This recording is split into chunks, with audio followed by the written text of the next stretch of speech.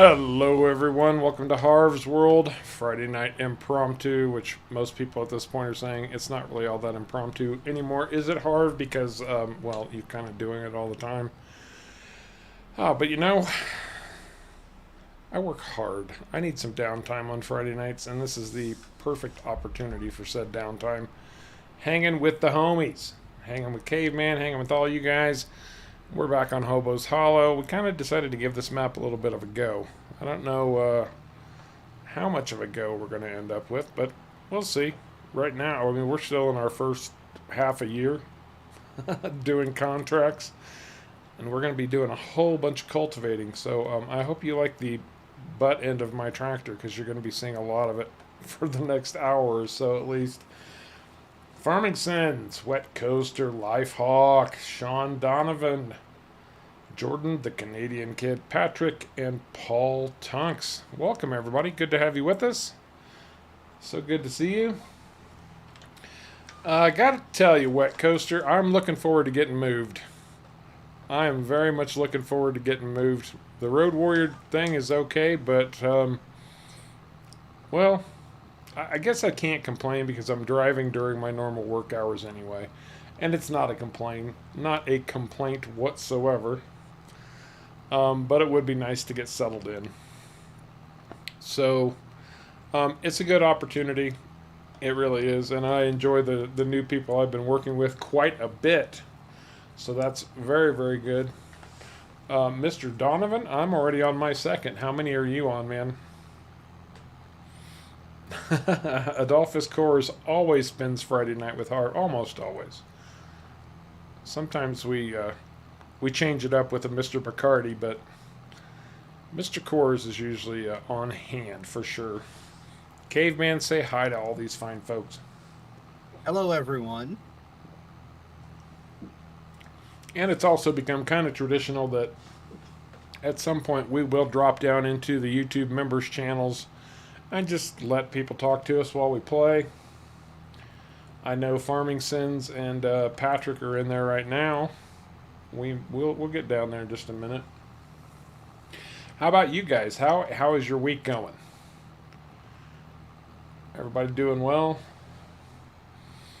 Oh well, Sean must live in one of those cannabis-free states. That's what I'm taking from that dude.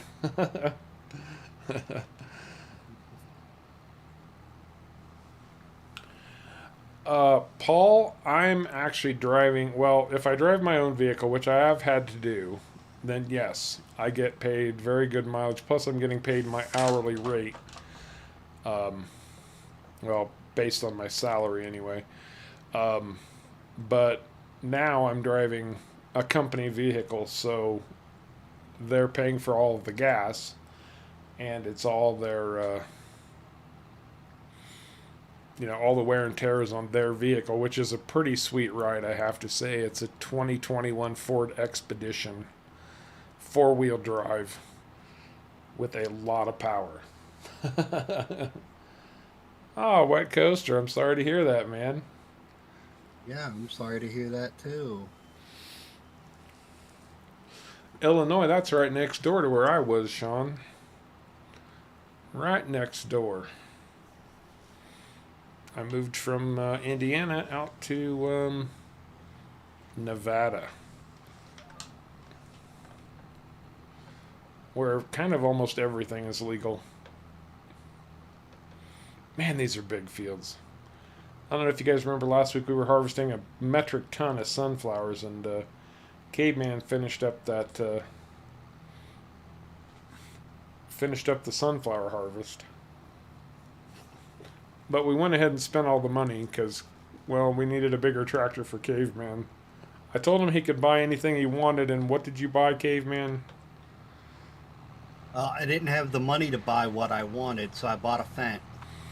I told you we could get the money to buy what you wanted.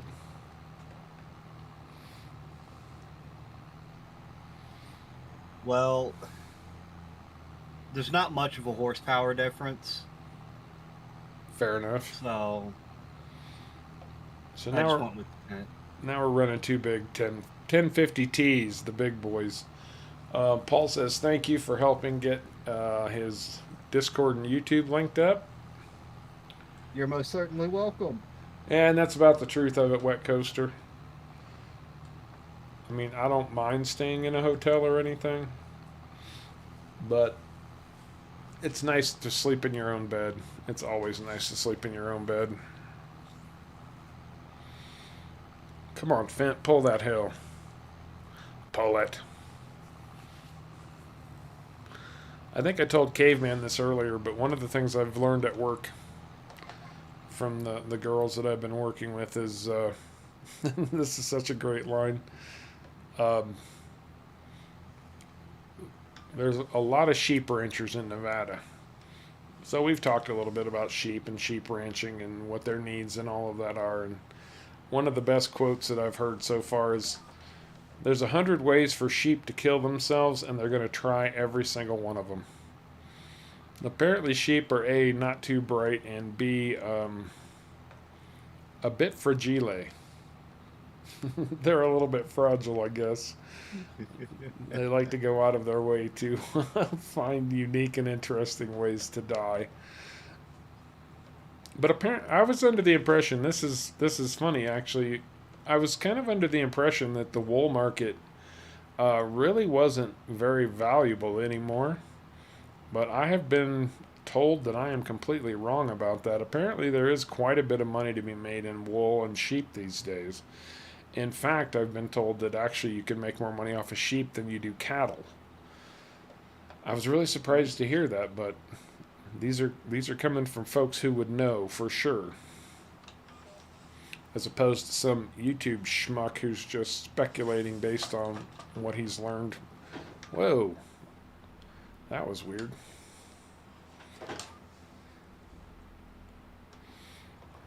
Used to be, Sean. Back in the day, I was. Did long haul, all 48 states and Canada. Not anymore. Now I'm just a low-level bureaucrat. I drive a desk more than anything. That is one thing that I've been enjoying, at least being back on the road. Lifehawk. Yeah, all the sheep are sitting at the one-arm bandits. That could be pretty true, actually. Well, if you're a low-level bureaucrat now, does that mean we can start calling you Hermes? Sure, why not? Be my guest.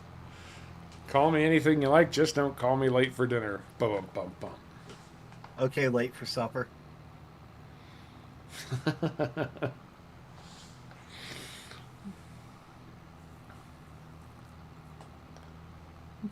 You only get one hide off a cattle. Sheep can be sheared off. Well, that's true. And I guess it's reasonably profitable to sell the lambs for meat as well. Hey, there's Too Cool. Hey, Too Cool, how's it going? And FF back in the game. Dude, thank you so much for the donation. Absolutely outstanding. Much appreciated, Thanks. man. FF had a rough week this week. He crashed a bicycle and tried to break his arm. And after that line about sheep and having 100 ways to kill themselves, I said I was going to start calling FF sheep. Because he seems to keep finding ways these days to get injured. But he's doing okay. He's bouncing back. Luckily, I guess it could have been a lot worse, and it turns out that it wasn't. So that's all. We're all happy about that. Well,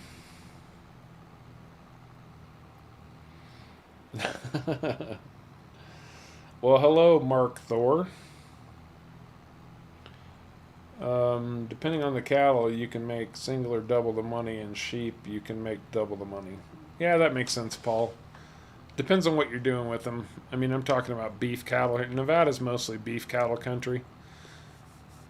There are some good-sized dairies here, but it's hard to sustain a dairy and too much in Nevada just because you really do need a place to grow some crops if you're going to run dairy cattle. And that's just to make your TMR, your silage and whatnot. Right.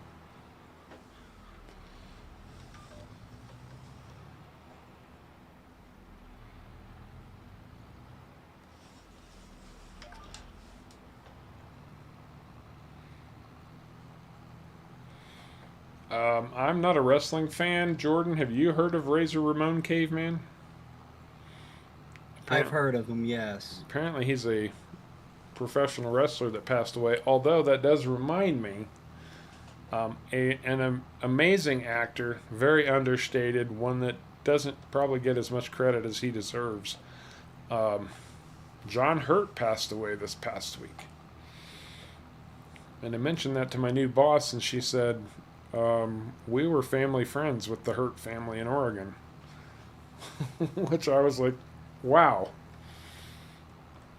So, yeah, he lived in Oregon, was kind of a next door neighbor to her family where she grew up, and used to hang out. Small world. Yeah, right?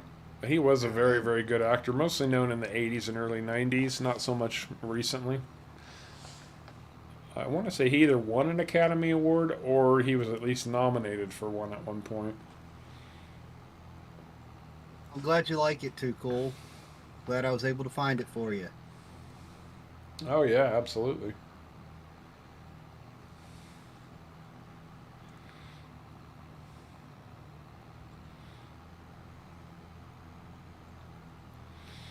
Oh, Mr. Donovan was a firefighter until he had a heat stroke. That's no good, man. I'm sorry to hear that.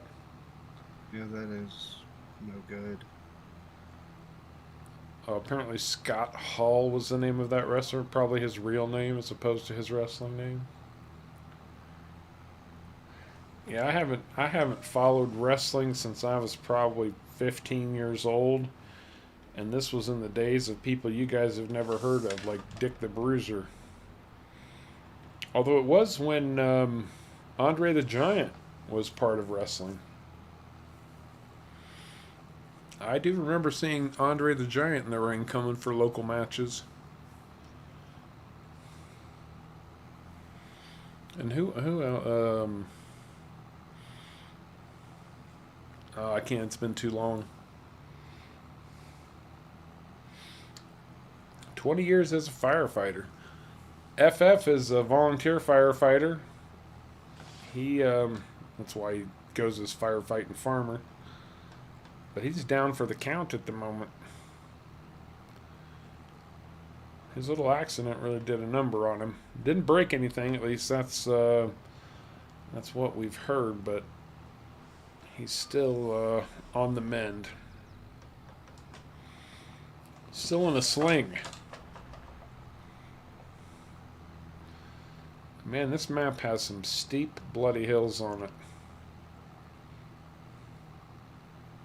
They're not terrible. No, they're not unmanageable, but they're still pretty steep in places. At least it ain't flat. Okay, and I knew Lifehawk would fill me in on this. Thanks, Lifehawk. Oscar for Kiss of the Spider Woman and nominated for Children of a Lesser God.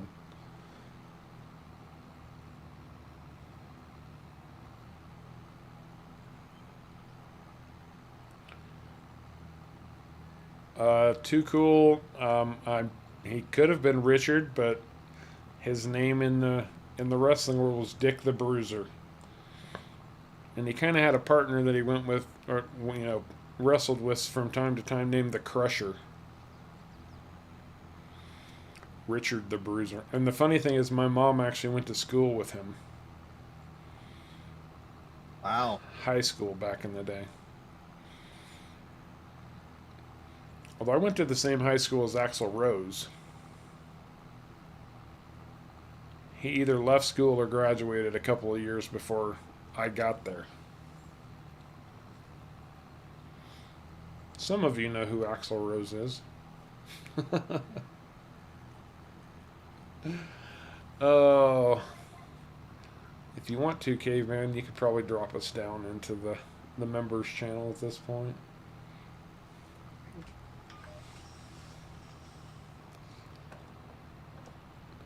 See who we've got in there to hang with. Hello. All right, guys, time for best behavior. Yep. All right. I know it's Took terrible. all the fun out of the night. You'll get over it. We got FF. We've got Farming Sins. Is Patrick still with us?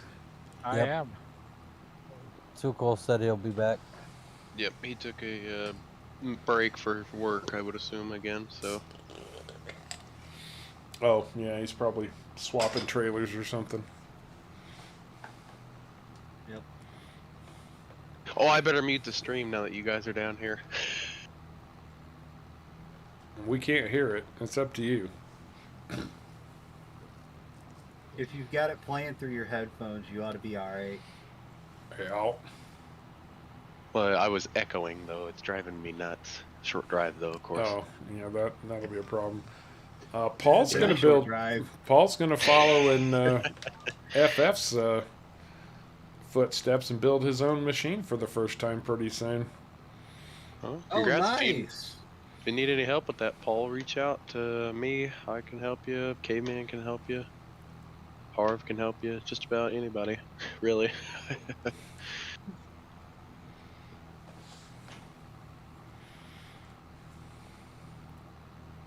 New update on the arm. I do have movement back in it, just to some degree. Oh, good. But they have me on narcotic pain pills, so I'm sure that's probably part of the reason I can move it. And an anti-inflammatory pill as well, so. Probably part of it. Yes. I play. How's it going? Best behavior. We all know that's not possible.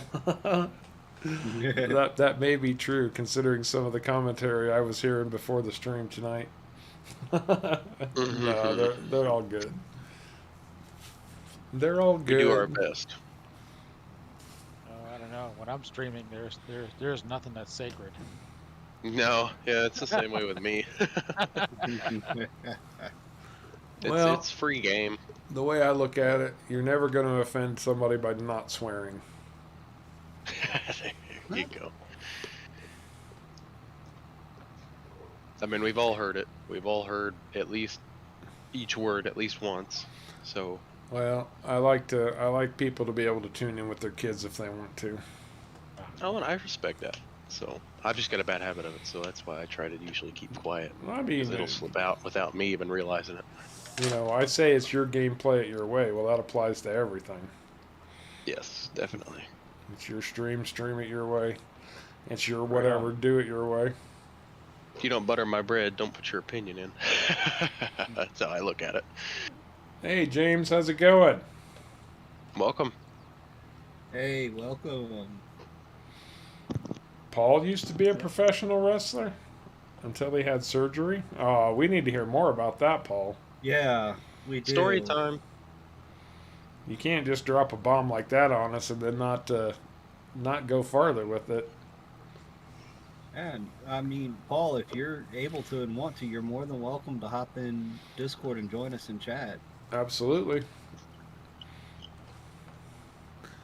Anybody who's a Harv's World YouTube member is more than welcome to jump into the members' chat channels and chit-chat with us. Yep. So if you got that little Harv's World logo beside your name, feel free to hop in. Let's make it a party, folks. The bird, Lifehawk. The bird is the word. Papa oo mau mau.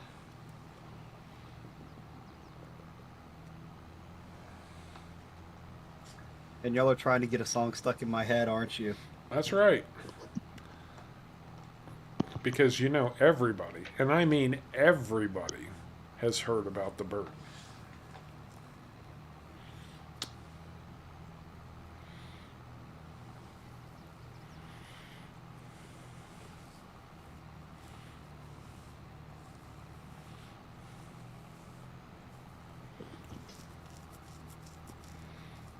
Come on, Paul. Tell us some professional wrestling stories, professional wrestling trivia that we wouldn't know otherwise. Yeah. You got We to don't share. cry over spilt beans. Spilt beans? Well, spilt milk. I mean, It's all the same thing. beans are good for your heart. And some other stuff. And wind.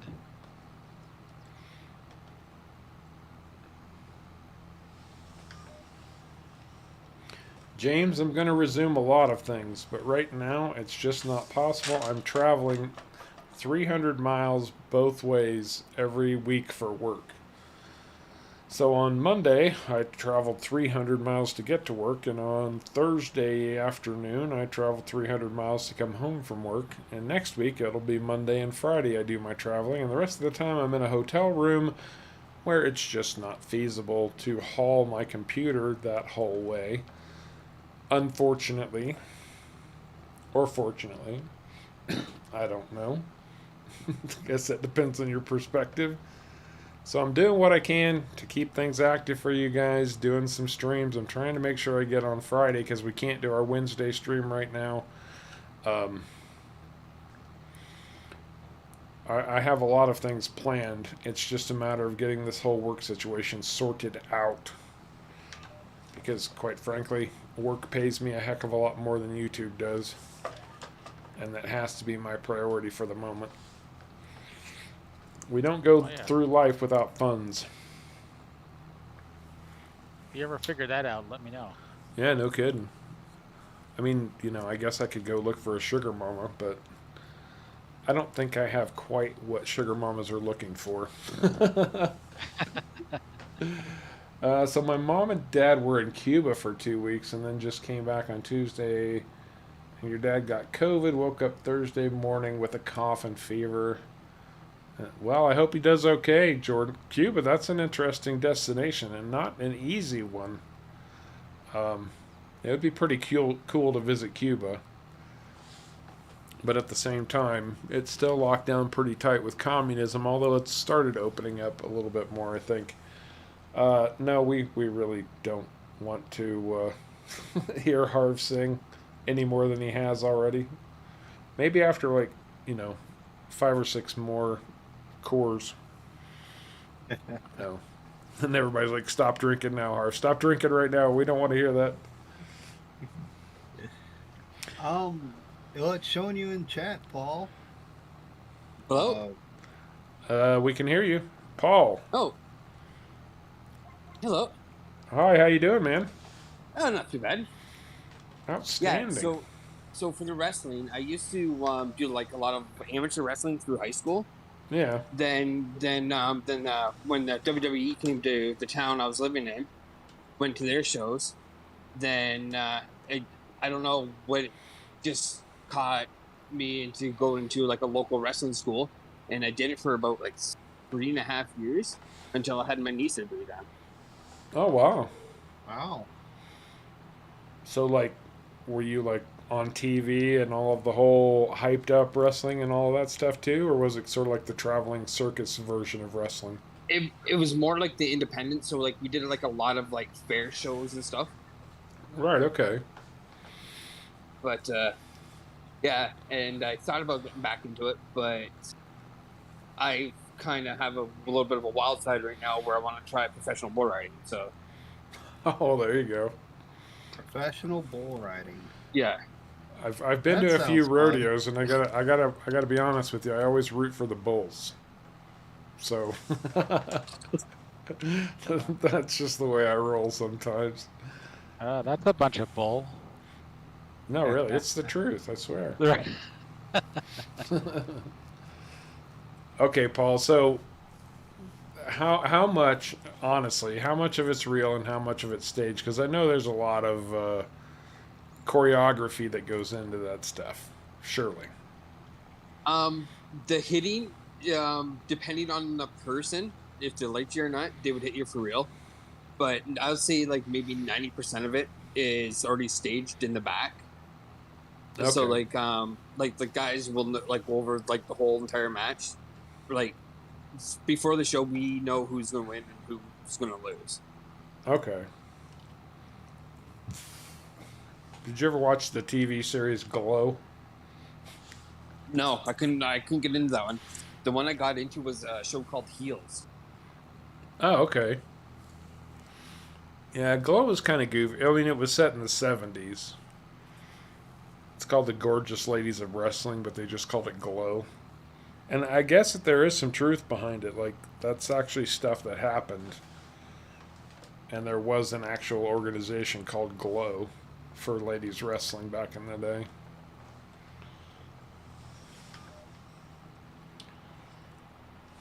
Lifehawk thinks wrestlers are some of the finest athletes in the world. Now, if you don't know Lifehawk's sense of humor, you can either take that seriously or not.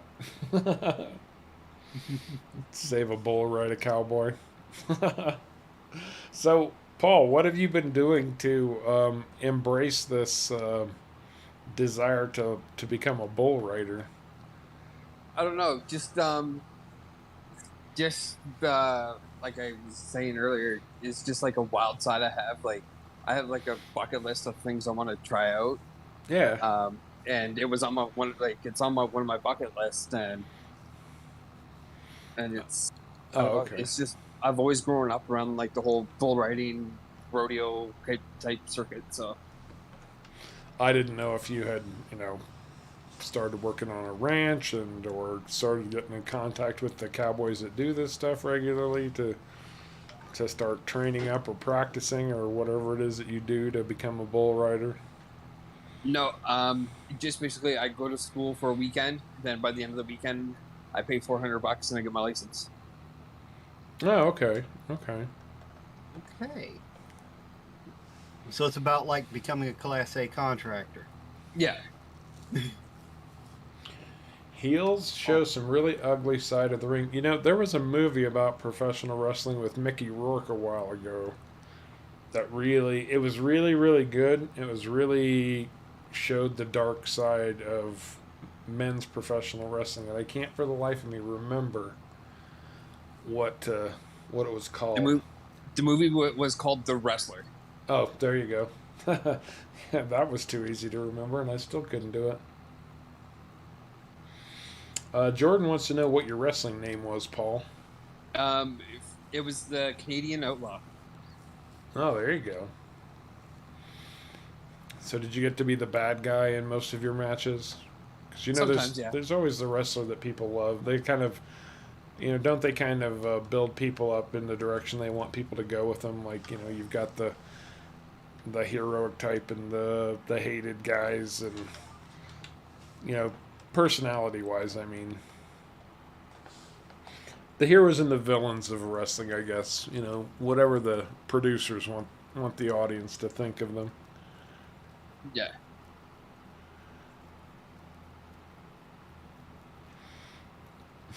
Babe, the farmer's daughter's famous glow wrestler, is how you got introduced into Farm Sim. Lifehawk. I there's a sick, twisted part of the more sane side of me that says, no, we really don't want to go there. The wrestler.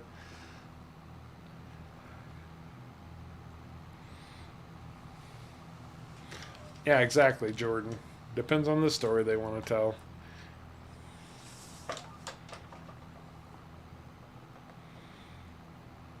Hopefully we won't be done with this contract too much longer. Sens wants to know if you've ever done backyard wrestling, Paul. No, that's one thing I have not done yet. Now, what's the definition of backyard wrestling? Basically, backyard wrestling is there's like no rules. Like you just go out there and just beat somebody up. Oh, like almost cage match kind of. Yeah. Gotcha. And Lifehawk, Marissa Tomei. Woo. Yeah. Although she did win an Oscar for My Cousin Vinny. And she deserved every inch of that Oscar.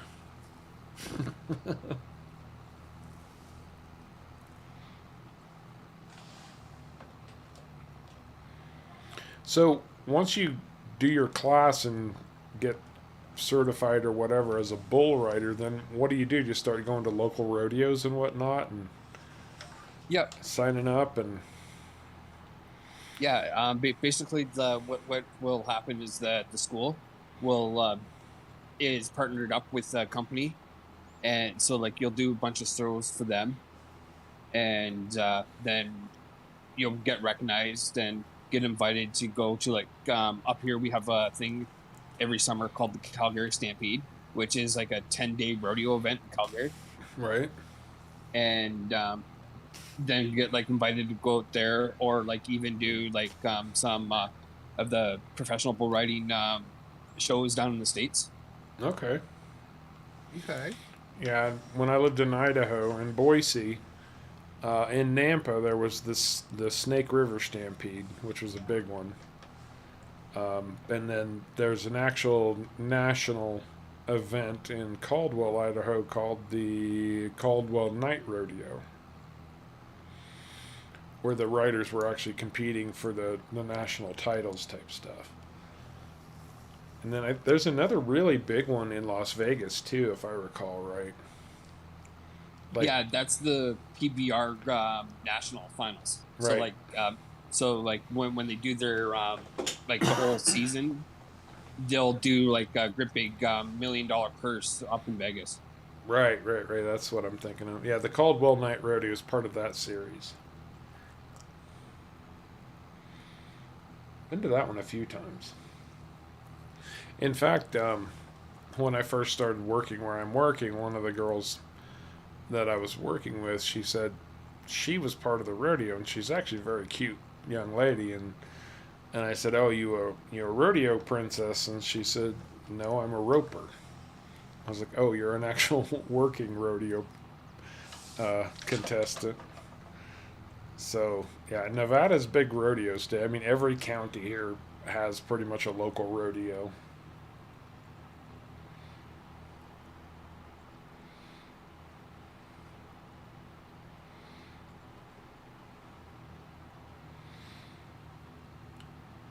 You guys are so far into a world I know very little about in this day and age. Chris Jericho did some stuff with Mickey Rourke. The Rock went into wrestling when he got cut from the BC Lions football team.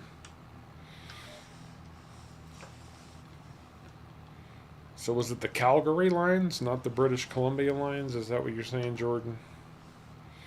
Are we done with this field? God, this is a massive field.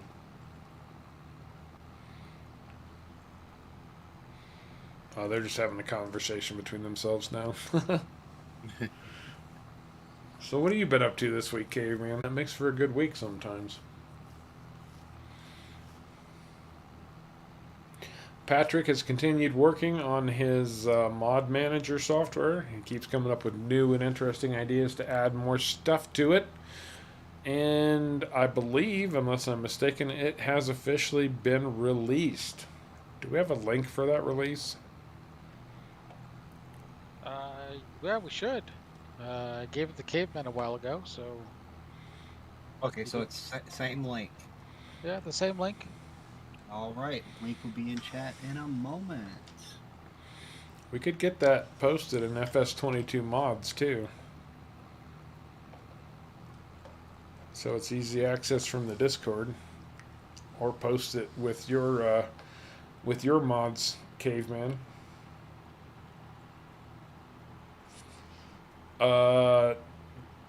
No Life Hawk. She's like a real cowgirl. She'd probably kick my butt. There is a link. She's actually a very sweet young lady, and I mean no disrespect to her whatsoever. And she has a very nice boyfriend who actually works on her parents' cattle ranch. So there you go. The GitHub link you're seeing is Patrick's Mod Manager. It's a fantastic piece of software that, I mean, you don't even have to launch Farm Sim. This thing does it for you. Click a button, and it will actually input all of the proper information for you to connect to whatever dedicated server you want to connect to. And you can have multiple dedicated servers set up on individual buttons on this thing. It'll remember the right passwords for you, the whole 9 yards. So it will duplicate mods. It automatically downloads the mods you need for that dedicated server. If the server has been updated, it will search the mods and determine if you've got what is needed, and if you don't, it will automatically install those mods for you So you don't have to go hunt and peck to figure out which ones need to be installed and which ones don't. And it does a whole lot more. You can use the same thing for your personal games. If you want to keep your maps and mods separate, you can make a separate button for each individual map and have a separate folder of mods just for that map. It's a very, very handy piece of software. Please, guys, you know more about it than I do, so fill me in if I'm missing anything.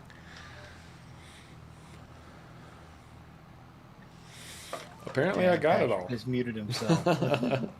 Yeah, Um, wow. I was chomping on a piece of apple, so I didn't think you wanted to hear me. We Gotcha. appreciate that.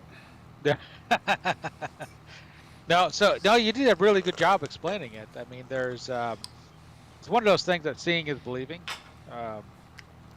And I think Caveman's going to be making a video on how to use it and what it can do. So we're hoping that comes out pretty soon.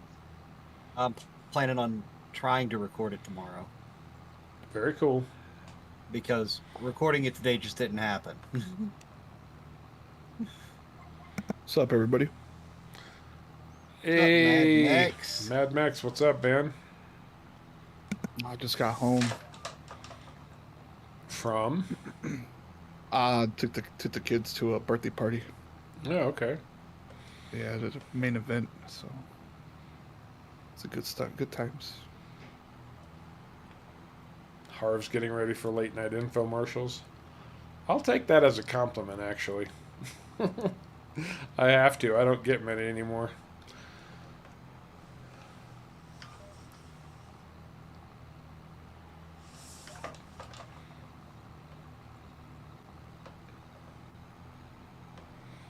I was watching it from my phone, by the way. Oh, Say cool. what's up? Yeah.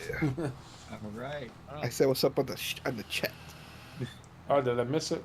My apologies. No, well, I used my regular account, Martin Salinas. Oh, That's I did see that come through, and I meant to hit you up, man. I just missed it. Like, not good. got man. distracted. We're talking about wrestling, so it's way more interesting than saying hi to me.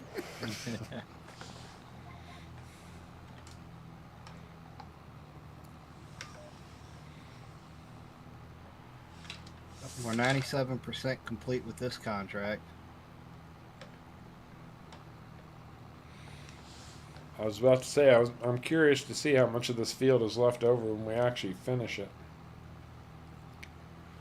Right.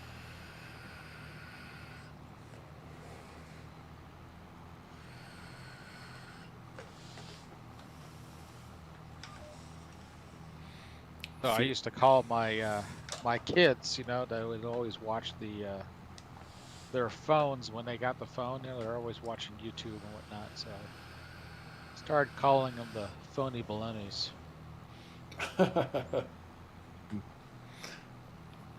Phony balonies. Feel Good Friday. That's right, Bruce. About 6 or 8 more, and it will be Feel Good Friday for real. Completed. Yeehaw. So, collecting. Oh, lagtastic as this field updates itself. I said raise. Thank you. And that's a quick 60 grand. Yep. Sure was.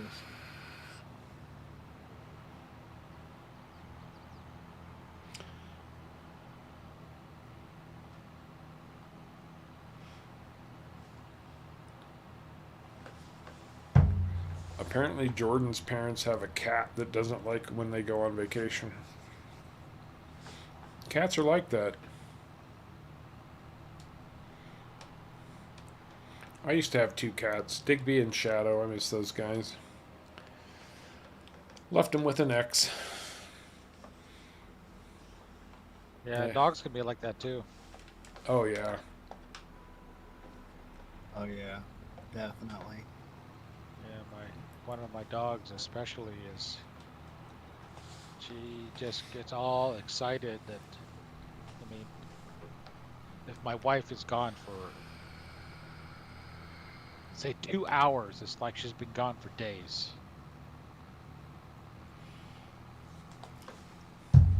Oh, we were gone My- from home for so long that we actually got a cat for our cat.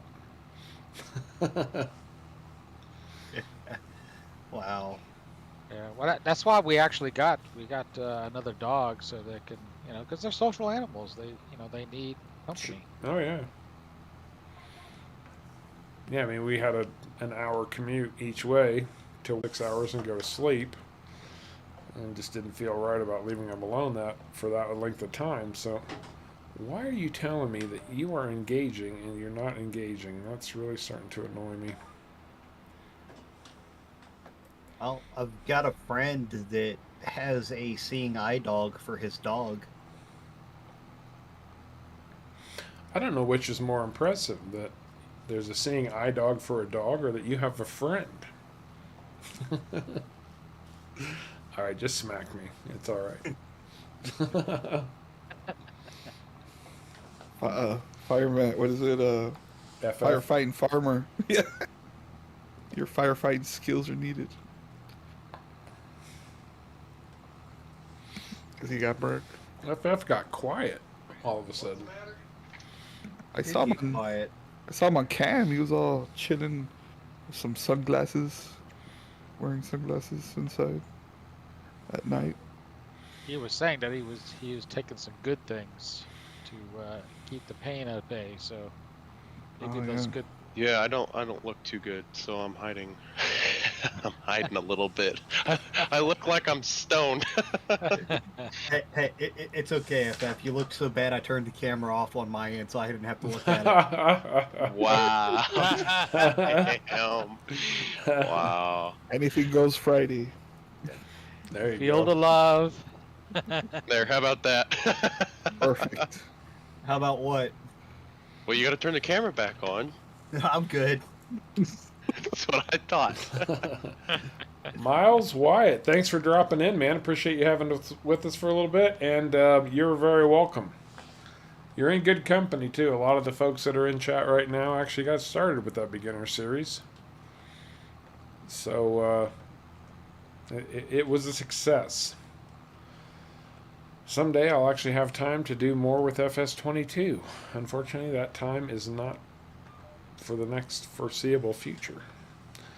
But I really appreciate you taking the time to tell me how much it helped you out, man.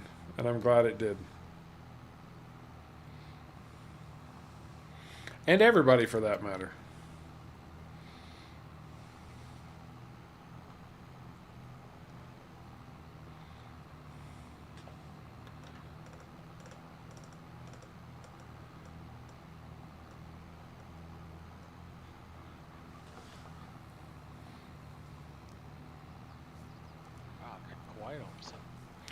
It did. Get quiet. I was reminiscing of when I saw those videos for Ravenport. Oh yeah.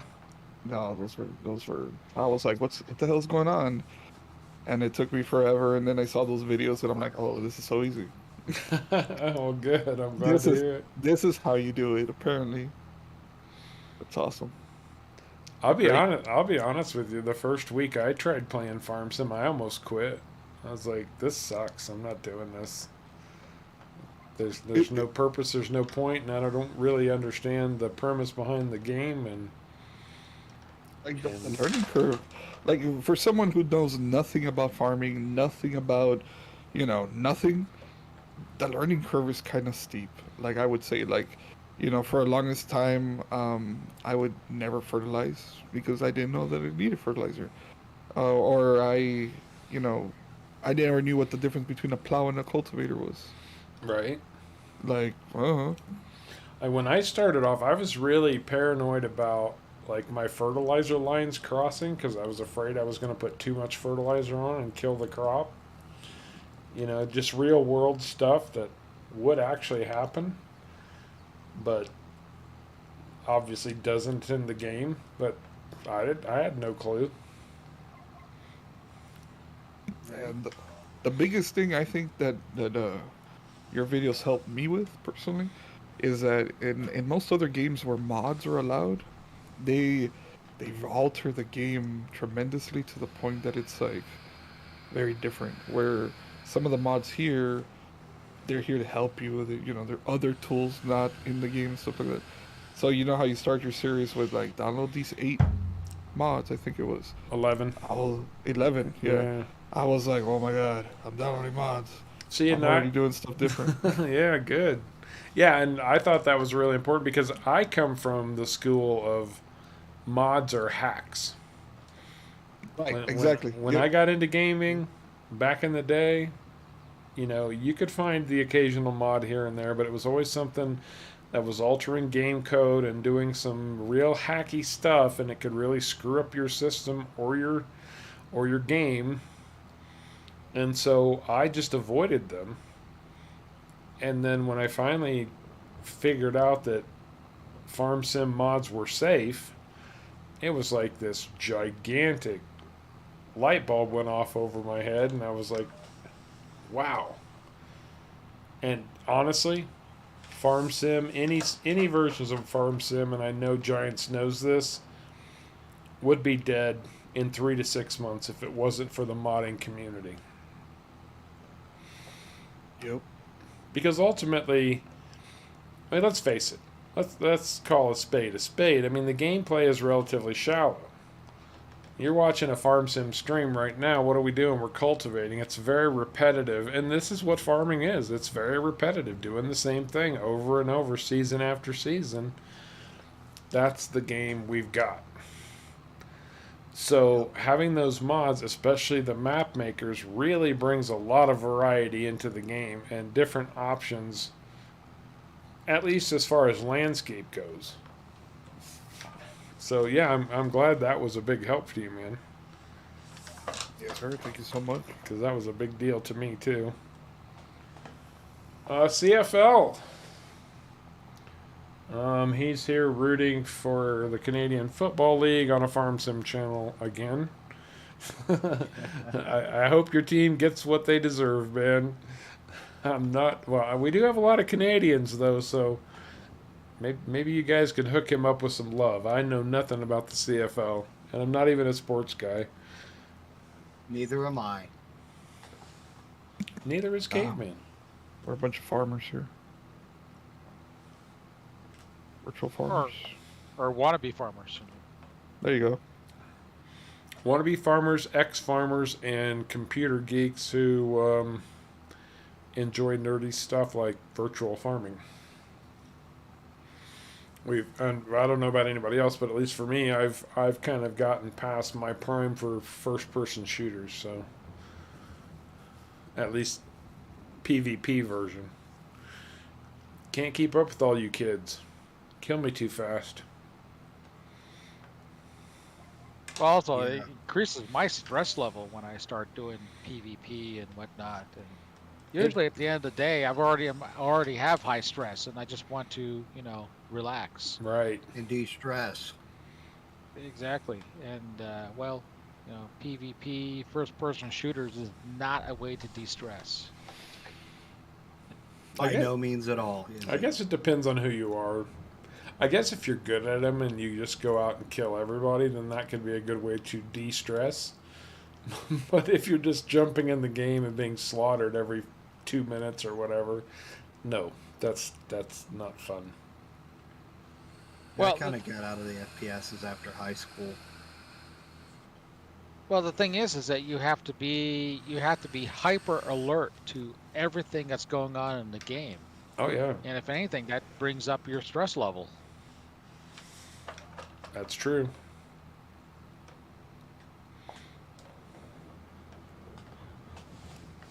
I mean, unless you're playing with Clutch or somebody that's gonna, ram their tractor into the side of you or something, you don't really have to worry about that, right? So playing with Sharko. Oh, yeah. That's what I was about to say. I've done that a couple times. Get in with Sharko. Luckily, so far he had. Right. They should turn on friendly fire on Farm Sim. Like whenever you crash, your little meter goes down. Gotta repair it. Does it do that when you hit trees and stuff like that? I don't think it goes down, right? I don't think it does either. Writing that on the mod list to make real damage. So you could jump out with a wrench in hand and start repairing it. Hey, no, like you go to the shop and it's like, hey Sharko, you owe me $300 to fix the bumper. Or like, you'd actually have a reason for those mobile repair trucks. The mods people like to make because you've got to send it out to the field, otherwise you can't finish the job. The ones that don't work yet in 22. We've got a mobile sleep trigger though, but you can't repair your bloody tractor in the field. Somebody will get it working. Lifehawk. Every time you say Sharko, an angel loses its wings. Sharko's the anti-bell. There's actually a clinic around where I live right now, not where I'm moving to, but where I currently reside, that has a sign out front that still says, every time a bell rings, an angel gets his wings. And I just saw a request from Sins. I'm going to see if I can make this happen, but I make no promises. Did we ever get that link? Yeah, it looks like we did. Did we? Yes, we did. Okay. Copy that. And... Hey, what's up, Stens? Didn't see you in here. What's up, brother? I said hi to you. Oh, I man. did it in chat too. Oh, yeah, aside. I forgot about it, man. I'm going to try to get this link posted into chat. I make no promises. There should be 3 dots next to Caveman's post. You should be able to just hit that and hit the pin button. And then pin it to the top for the viewers coming in late. They can grab that if they want. I just pasted it again. I've got the link. I have to get on my actual YouTube webpage and join. I don't run both at the same time just to save bandwidth and make sure the stream runs clean.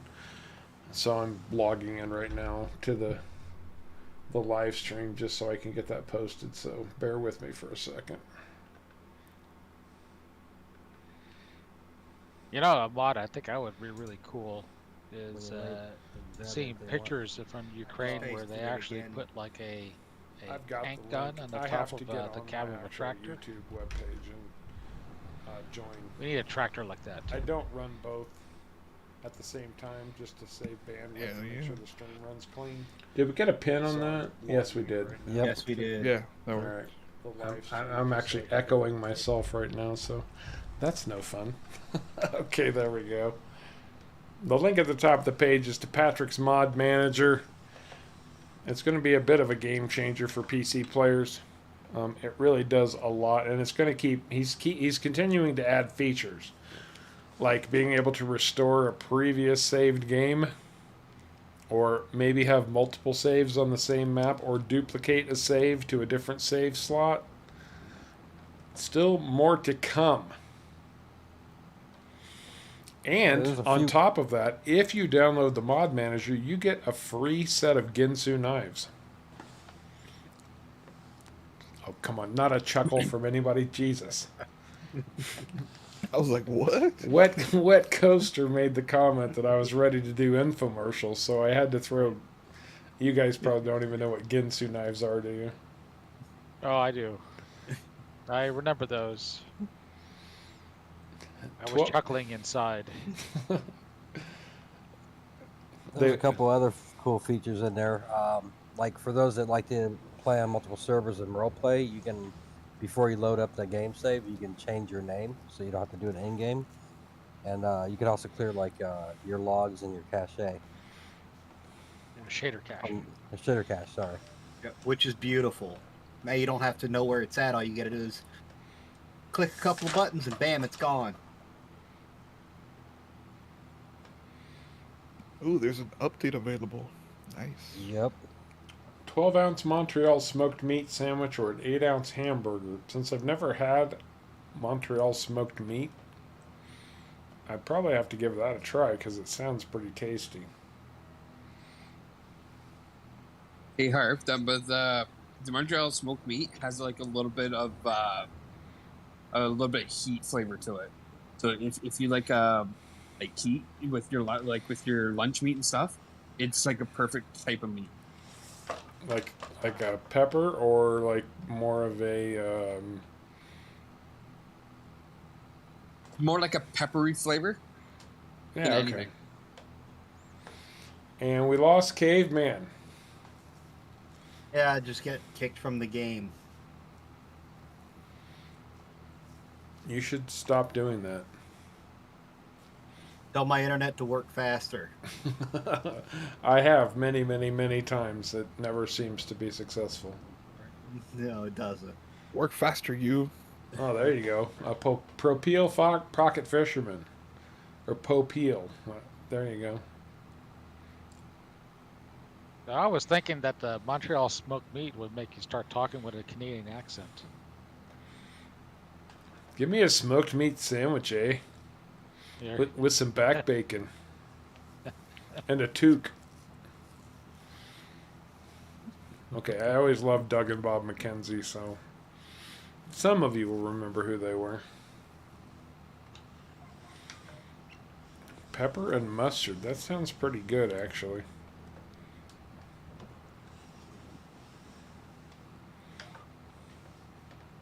Yeah, there's some good mustards out there. But I actually learned a little something about mustard. Uh-oh. You know, you get like the Grey Poupon mustard that doesn't have a really rich yellow color like some of the other mustards. It's more of a gray, Dijon. Yeah. So what I found out is the more you grind the mustard seed, the more yellow the mustard becomes. Oh, that's interesting. I always thought it was like artificial colored because that's what everyone does nowadays, right? Right. Well, they do. That's true. But Yeah, it's but- the actual amount of mustard seed. Or the No, amount of it- grinding done. It's right. The more you grind it, the yellower it comes. Huh. Interesting.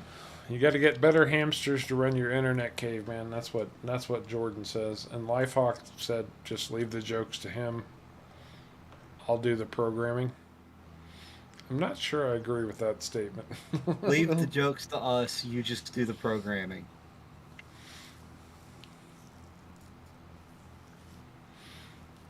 Uh-huh. Harv gets no love anymore. No love whatsoever. Oh, Rosie, where are you when I need you the most? Somebody might get that. Somebody may not. Probably better if you don't. Oh, it's Friday night. Who cares?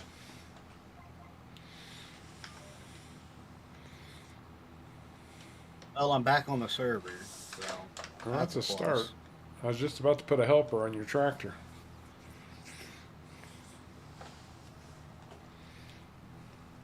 Yeah, but there's no help for Caveman though. You got that right. Well, it's like, so horseradish, if you take pure horseradish root and grind it yourself, the longer it sits in air, the hotter it gets. So if you want a very mild horseradish, what you can do is as you grind it, you can add vinegar to it.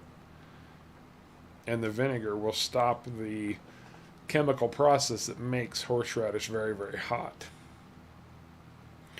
Or the sooner you add the vinegar to it, that kills that heat generating process. So you can make it as hot or as mild as you like, depending on your preferences. When I ground my own horseradish, I used to just put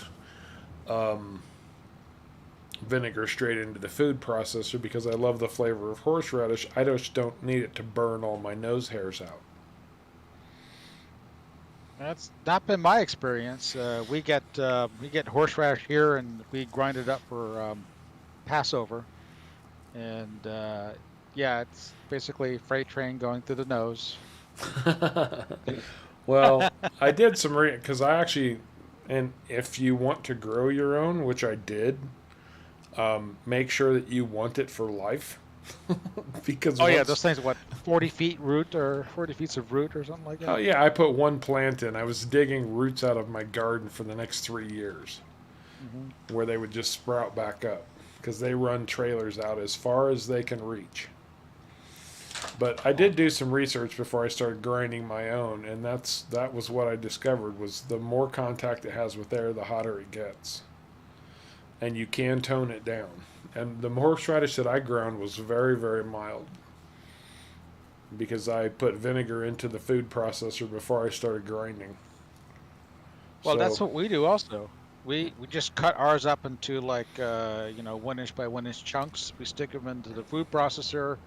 We put a little bit of apple cider vinegar or white vinegar, yeah, and then some brown sugar in it, and then we just grind it up until it's kind of we use a Vitamixer, yeah, yeah. and It yeah, could be.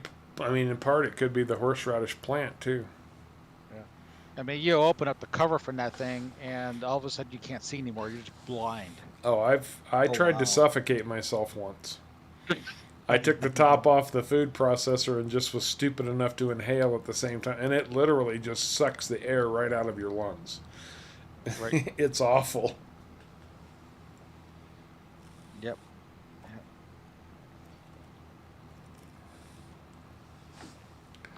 Oh, a Reuben with horseradish. That actually sounds really good. Yeah. I don't think that's standard on a Reuben sandwich. I'm not a sauerkraut guy, though. I don't like sauerkraut. Although I did have But prime rib at a casino this week,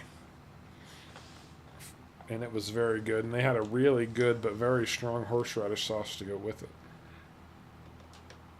yeah, that's what we would. A friend of mine, we give a little container of our horseradish every year, and that's what he does. He goes out and he grills up himself a prime rib, and then he smears horseradish over the top of it, and that's how he chows it down. That's actually not a bad idea, Lifehawk.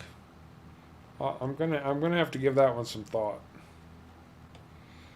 I was actually just talking to my new boss, my coworker slash boss. Um, she's a very skilled cook and baker, and we were talking about that quite a bit this past Thursday. And I said, "Oh man, when you live alone, it's really hard to break out the recipes and cook for yourself. You just want to do something simple and get it done with because you're not trying to do anything fancy. You're not trying to impress anybody. You just want something that'll get you by." I don't know. Personally, I find it hard just to cook for me. For other people, I can go all out. Just for me, meh, whatever. But I said, man, you just inspired me because I've got this great recipe for apple pecan scones with a apple cider drizzle that goes on top that I haven't made in a long time. Might have to make those this weekend. I still might have to make those this weekend. I still haven't done it, but I might. We'll see. It is a Oh, really you got good tomorrow. recipe. I do, but tomorrow I'm going to be hungover, so we'll see. Hey, ain't nothing like cooking with a hangover. That's a fair point. They are really, really freaking good, though. It'll be the Harv's Cooking and Farming channel. There you go. Just do a short segment stream each week. Cooking with Harv. Cooking with Harv. Sorry about that, guys. I had to go get my second dose of tranquilizer. Tranquilizer. Good day. The horses are jealous. Yes, they make me take this twice a day, and I have to do it with food, so I had to heat up leftovers from dinner that I missed it while I was at work. You do realize that food means something as simple as a small glass of milk, right? Well, yeah, but I didn't eat dinner, so... Yeah, fair enough. Ramen is very simple. Very single food and has options. That's true, Lifehawk, until you spent a couple of years in college living on ramen because you were broke and had no other choices. But That's like eating bagels. Where I used to grow up in Vermont, there was like 5 bagel places, and you would see people go out and buy like 2 dozen, day-old bagels, and that's what they would eat for like a week. yeah, I tell you what, man, that makes a good quick breakfast. Toasted bagel and some peanut butter. It's almost like a bowl of Wheaties for breakfast. Seriously, it's about the equivalent. It's just a poor man Wheaties. But you I eat love that bagels. every single day though, and it's like Right. that plugs up the works, man. Let me tell you. Well, Yes, it does. It's like iced tea. I don't dislike iced tea, but literally in my home growing up, we had a gallon jug full of iced tea all the time for 15 years. And at every meal, we had iced tea. If I never see another glass of iced tea the rest of my life, it will be too soon. Just because I've had so much of it growing up, I don't want any more iced tea. And there's nothing wrong with iced tea. I've had my fill. Iced tea is okay, but I tell you what, McDonald's sweet tea is my weakness. Every time I go to McDonald's, even if I'm just walking by McDonald's, I gotta stop and get McDonald's sweet tea. Gross. Every time. No, I it's like nothing. Bojangles sweet tea better. Yeah, it's nothing like homemade sweet tea, but it suffices. Sweet tea by itself is gross. I don't like sweet. Oh, Hey, to each their own. But I tell you what, I'd Nah, kill I'm for not. I'm not dissing what you enjoy. I'm just saying for me, sweet tea No, is yeah. right out. If I had to choose between sweet tea and iced tea, though, man, I think I would choose iced tea, especially on a hot day. I can't really do sweet tea too much on a hot day, but iced tea I could go for. I'd rather have a really cold glass of water. Honestly. Same here. See, and I drink water in the winter. I don't drink like pop or anything in the winter. I drink pop and stuff in the summer because I can burn off the calories. In the winter, I really can't because I hate the cold. So if I want something hot, then just give me a good cup of coffee. Coffee blows tea out of the water. And I will not drink hot tea. Hot tea is the most disgusting concept ever. yeah, it's like people that drink hot milk to go to sleep. It's like I tried that once and puked all night. I was like, how do people sleep after this? I don't think warm Right? milk would be so horrible, but I've never had it. But yeah, forget Don't about try the it. tea, man. Yeah, if you want warm milk, get it straight from the cow. yeah. Yeah, my dad told me one time, he said, go warm some tea up. He said, put some honey in it. He said, and your throat will feel better. I'm like, I tried it once. I was like, nah, I'd rather have no voice. Well, see, he forgot to tell you the most important part of that. The Caveman's lemon, gonna right? Caveman's gonna turn it into a hot toddy. Exactly. Exactly. A splash of lemon and a shot of whiskey. Yep. There you go. I don't think there's mean- milk in a hot toddy though. No, there's not. He said tea. Yeah, tea with lemon and a shot of whiskey and a little honey. Nope. Honey is a weird compound. I mean, as strange as it seems, first of all, bees puke it up.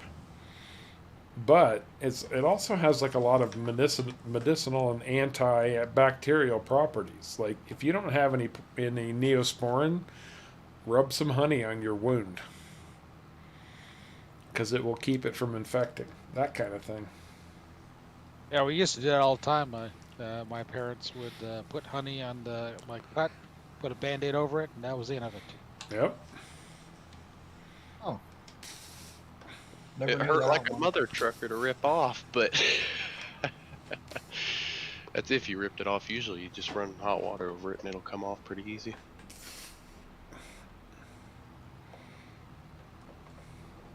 The poor people Neosporin, because Neosporin's expensive. Ooh. Yeah, like I said, James, if you like tea, be my guest. And I'm like what you like. I don't care what you like. I'm just telling you what I do and don't like. It doesn't mean I think less of you for liking something because I don't. Not at all, man. Respect, Holmes. Respect. Yeah, I've been rewatching The Wire lately, so. Hey, Peter Tutton, how's it going, man? Well, at least we know why he wanted those spinners on his tractor now. No. My tractor will never have spinners, nor will it be a lowrider. Caveman's the one with the chrome rims. That's right. I am the one with the chrome rims. He got Seriously the though, fancy you could rock tractor. a tractor like that, man. Yeah, Sins, you should all send me sweet tea. So I can donate it to the sweet tea lovers of America. You can all send me some sweet tea. I like Oh. sweet tea. I'll send you some sweet tea if you send me some Death Wish coffee. Do you want it in a bag or do you want it for a Keurig? I don't. I'm too poor for a Keurig. Well, I mean,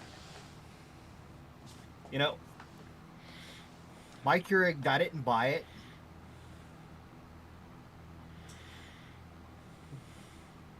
Didn't steal it, but like the dump around my house has a thing where people set used stuff, you know, that still works or whatnot. It was missing the little thing that pops the hole in the bottom of the coffee pod. Everything else was still there and still worked. You know, Cleaned it up, bought that $5 part, and bam. It's amazing what people will toss out. You know the guy who invented the Keurig and the coffee pots? Why do you keep doing this? Stop it. Actually regrets doing it. Why? Because of how destructive it is to the environment. Hmm. Those coffee pods add a lot of non-biodegradable plastics to the environment. Now, I'm not the biggest tree hugger type on the planet. I respect where people are come from. But no, he really did. He came out and said he regretted ever inventing coffee pods just because of the destructive nature to the environment. Right. I mean, there is, plastic that actually, when it touches water, it'll biodegrade within 2 weeks. I have I'm heard surprised about that. I'm surprised they don't use that more. It would be perfect for Keurigs like that because, it's perfectly dry. And when it touches water, it would start biodegrading. So that would be a good way to go. And it's plastic that's actually made from corn. Mm-hmm.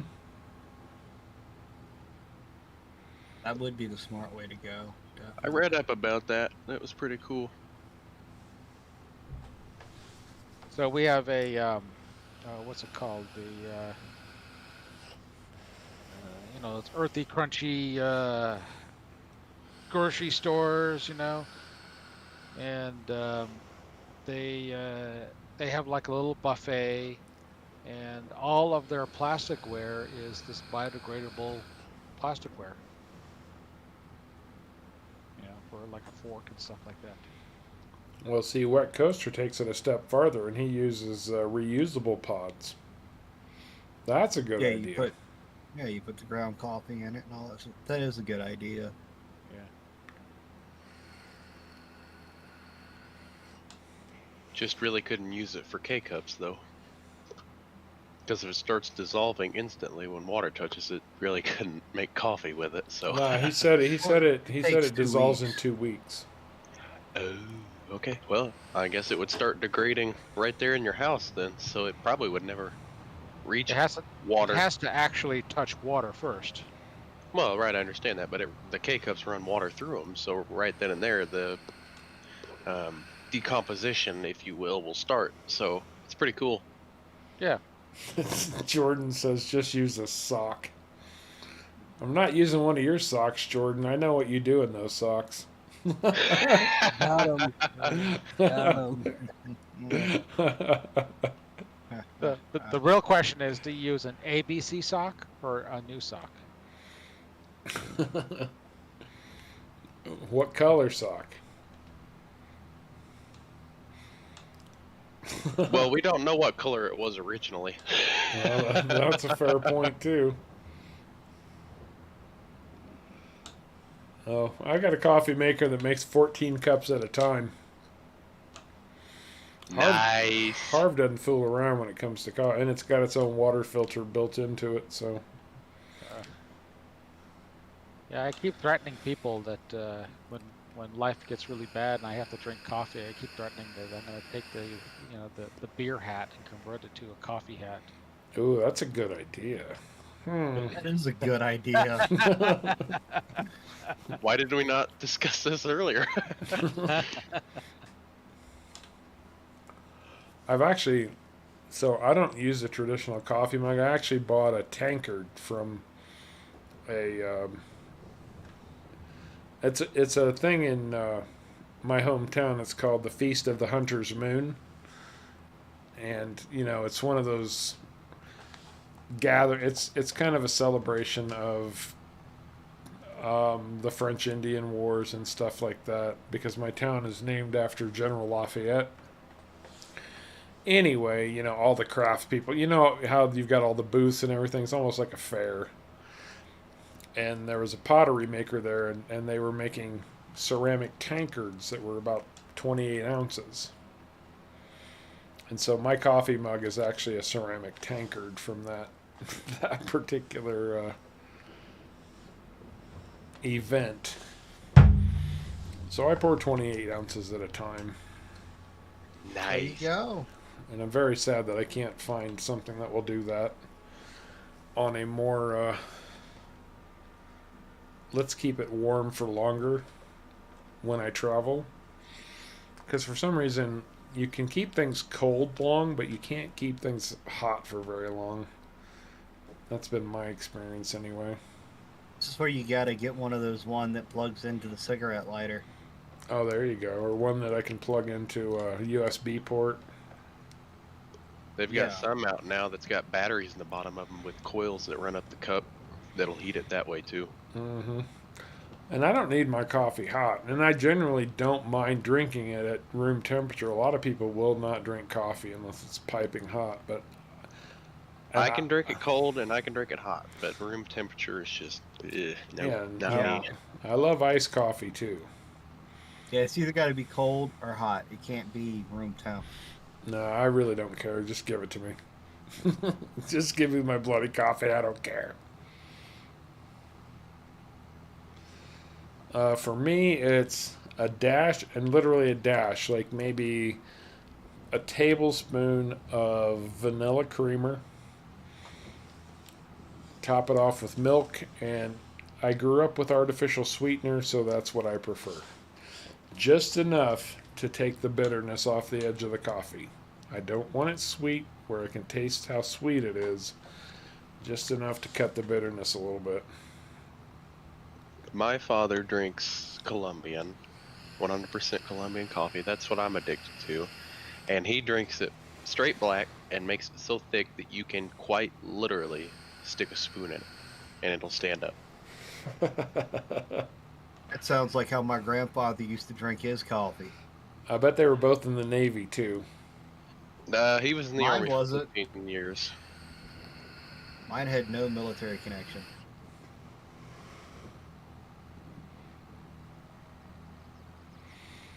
I need to look for a Yeti cup, James is telling me. Peter's white with 2 sugars. Yeah, I don't want... I'm real sensitive to sweet. Like, it depends on what it is. But I don't like anything that's just sicky sweet. I'm real sensitive to sweet too, but I haven't been to the dentist in over a year, so No, maybe that's a sign. No, it's not that for me. It's just my taste buds don't like it. Like, I will take cake over pie just because cake is not as sicky sweet as pie tends to be.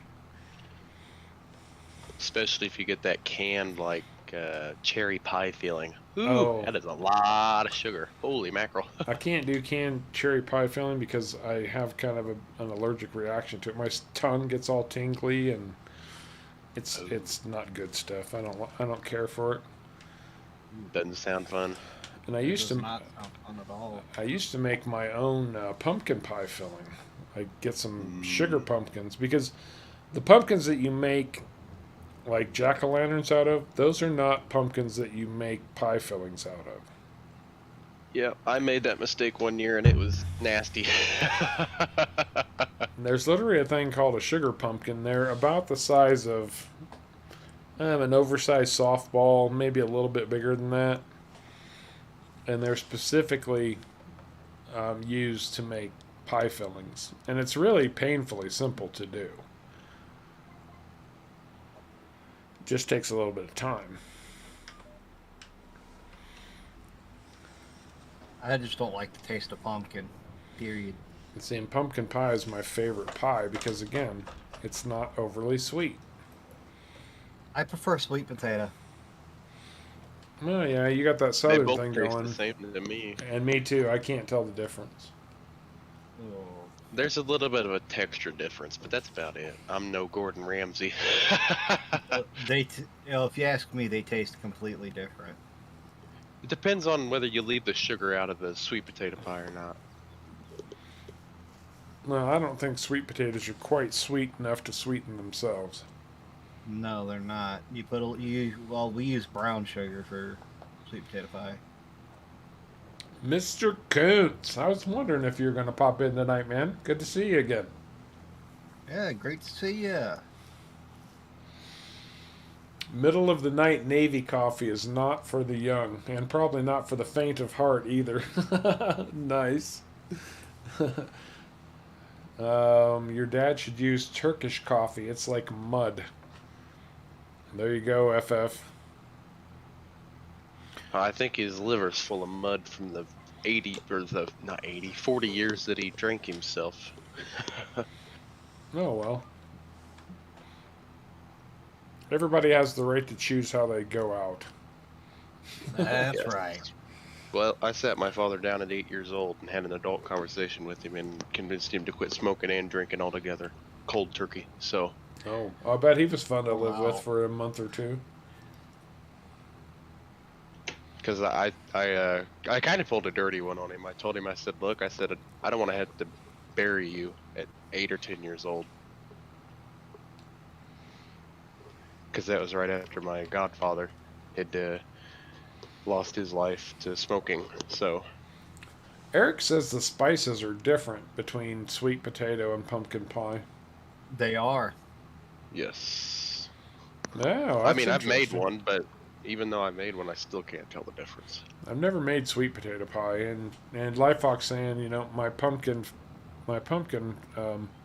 making my own pumpkin pie filling would be the recipe for the Thanksgiving episode.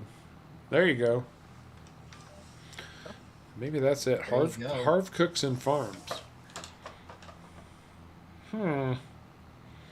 Everybody's got to find their niche, right? Right? And on that note, I'm going to slap a helper on my tractor for a few minutes. Harv's got to take a break, have a conference with Adolphus Cores and Mother Nature, so I will be right back. Caveman will keep you entertained as this helper does my job for me. Be right back, guys. I'm sure we got enough people in chat we can keep them entertained. Caveman, do a flip. Little flip, you won't see it. Well, that's the entertaining part. You have to describe it. Oh no, his. Oh, there it is. There it is. He was setting it.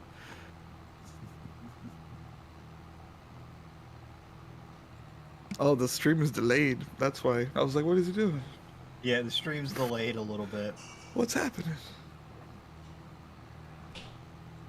But I actually found out something interesting. If you're a moderator of the channel, yours isn't delayed as much as everybody else's. Really? Really? Yeah, I think Huh. I I think never they- noticed it. yeah, because some moderators do some blocking. I think, right? Yeah, it's Yeah. they have, it depends on what you give them access to, but That could be if you want them to beep some words, stuff like that. I don't know how to do all that, but apparently you're supposed to be able to.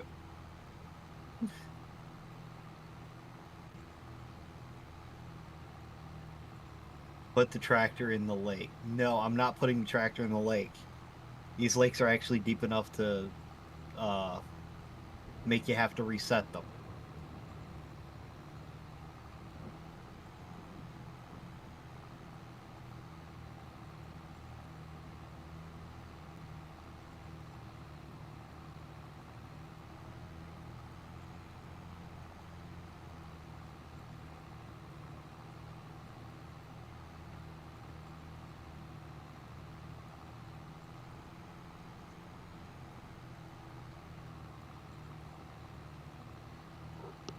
So, what's everybody's plans for the weekend? I know it's Friday, everybody's excited. Mine's working. I get to work day shift tomorrow and Sunday. Woo! That sounds fun. I gotta try to record a video tomorrow. Ooh, I'm a little rusty on that. Ooh, it's been a good 6 months since I've done any of that. Still got all the software and everything on my computer, just don't use it. Oh, I've got to reset all that up because I was on my old computer. Nice. Well, good luck waiting for the next year for the OBS studio to download. Oh, I already did that. I just got to get it all set up. Yeah, I gotta get all mine switched over. I think I'm gonna switch over to possibly ATS videos, I'm thinking, but I want to get some stuff ordered, and right now I'm waiting on taxes to come back. I'm still fighting the company with that. So, seems like every time I call them, they add like more business days for it to go through. I'm like, just tell me that I'm never gonna get them already. Yeah, that sounds about right. Might do some recording too. Continue the rags to riches.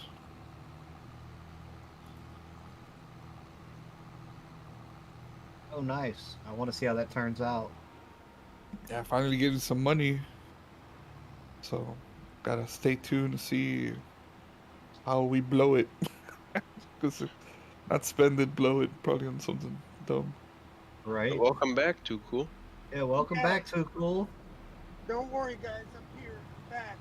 Don't worry. Now you just got to wait on Harv to come back. Oh. He's must be seeing Mother Nature, huh? And Adolphus Quarters, as they say. Exactly. Right on the money. I've watched a couple of his streams.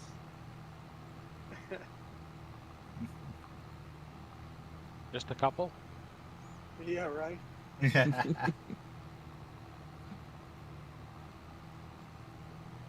¿Qué está haciendo Mad Max? What's up, brother? So good. Chilling like a villain over here. Headed your way. You don't know. Be careful out there, man. Well, Mad Max, tell us how much money you got now. From the rags to riches. Yeah. Go watch think- the video, man. Yeah. I don't want to do any spoilers or anything, but so I've done 5 contracts, and I net 26,000. Yeah. Yeah, so because the first one gave me like 10,000 or something like that, and then like I did a bunch of fertilizer contracts, but I bought a bunch of fertilizer, so that's mistake number 1. Apparently, fertilizer goes a long way. You don't have to fill the whole thing up. So I bought like 4 big bags of fertilizer, so that the 10,000 quickly went down to 3,000. And Well, And then I'll give you a hint. If you do the better contracts mod, there is a details button. It will tell you how much fertilizer you actually need to do the contract. I gotta get that in there. Yeah, I That did it not have will. that. That's some good stuff right there. Well, the good news is I have 3.5 pallets of fertilizer ready for anything. So what I basically end up doing is I'll take a look and see all of the contracts that are in the general area, and I'll pick up all the fertilizer contracts for that, and then get that amount of fertilizer, and then do them all, cash them all in, get some more fertilizer, and then pick up another chunk of contracts that are all around the same area, so I don't have to keep going back and forth to the Right. store. Yep. Yeah, that's what I was doing. I just had 3 fertilizer contracts. I filled it up and did all. I think it was 4 of them. I did all 4 of them. So now I'm at 5 contracts, 26K, a bunch of fertilizer that I just put the pallets there close to the store. I don't think it's 26K is enough to buy anything yet. I'm thinking of buying either a tractor or a field, because I'm thinking even if I buy a little field, I could start putting some greenhouses. You know what I'm saying? Just to make more money. I don't think you can get a field for 26,000. No. Like I'm saying, save money to either buy a field or buy a tractor. All right. Yeah. Well, you're gonna have to have something to put water in those greenhouses. Yeah, I'm gonna lease it or something. They can't lease, remember? No, lease. I cannot lease Yep, the read tractor. the rules. Read the rules, bro. Buying land is always the best option. If you can buy land, buy land. Yeah, but then I'm gonna need. Well, I guess one step at a time. Right, buy land first, then save up for the greenhouse, and then later save up for the water tanker. And something to pull it with. Something to put it with. I gotta buy that ATV. Charcoal. Land will keep bringing you money, especially if you use it the right way. But other things, they're not going to produce as much cash as land will over time. We're talking about the rags to riches, so gotta be strategic on what to buy first. Land. Yeah. That's what I'm thinking too. That's what I'm thinking, because slowly build up, and then those greenhouses, they make you money for nothing. Because water's free. That's fair. It's got to buy a tanker first. Yep, tanker and tractor to pull it with. Or a red cup. Maybe I can find a red cup in a lake. Hey, you ought to look and see if that bucket mod still is been converted over for 22 yet. Nice. Get some buckets of water. You just haul a 5-gallon bucket of water. 9,000 liters, 1 bucket at a time. That's episode 7.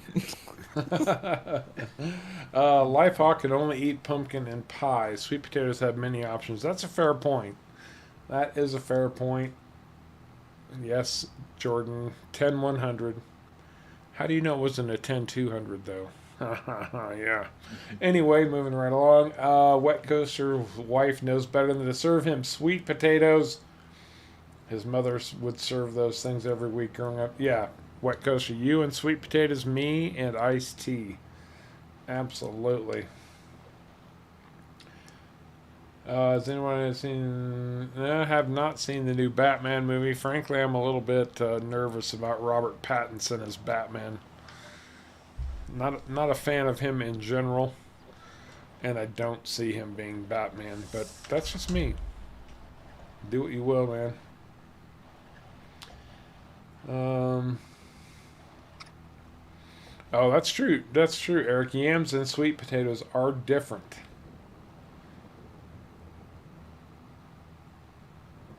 Too Cool always sounds like a hostage.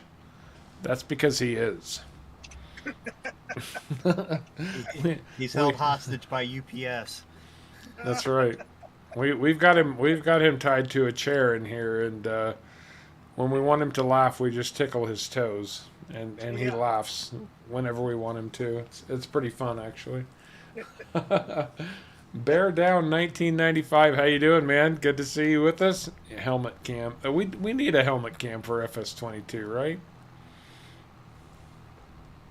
Absolutely.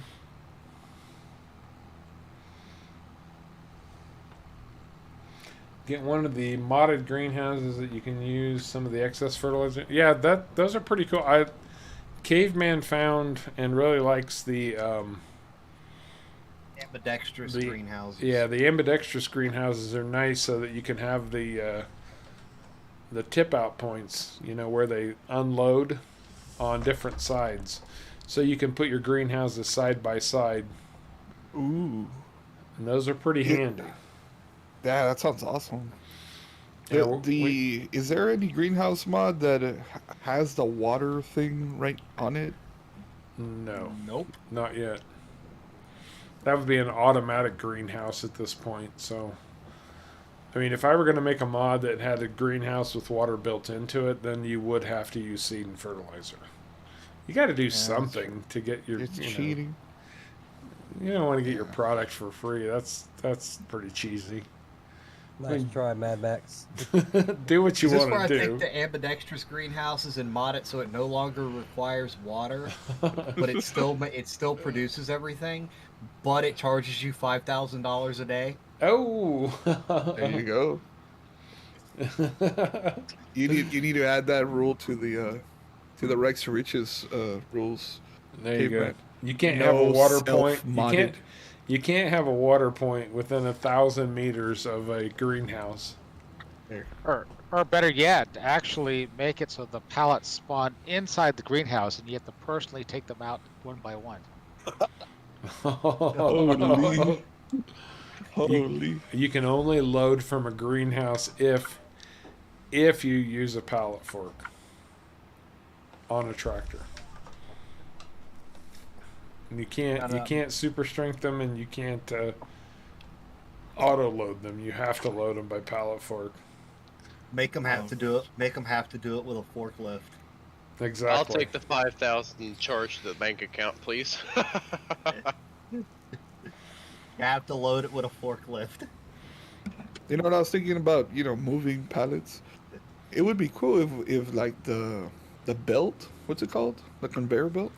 Yeah. Yeah. If it could actually move pallets as well.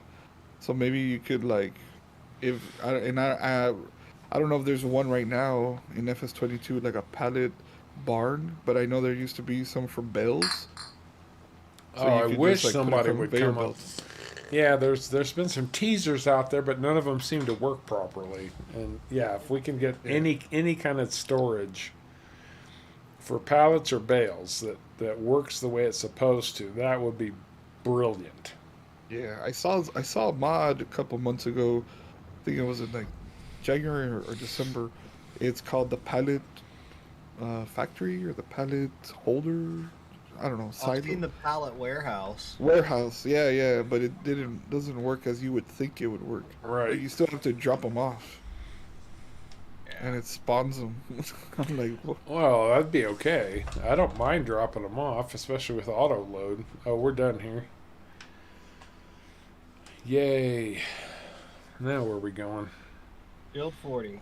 It would be cool if I think the thing that people were upset about is that you cannot set your pallets to distribute and go to the warehouse, because that would be hell amazing. That would be. That would Send be them nice. to the warehouse.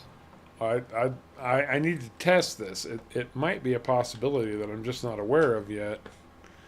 Is that I want a TMR maker now that will auto distribute the TMR to the cattle shed or the cattle barn.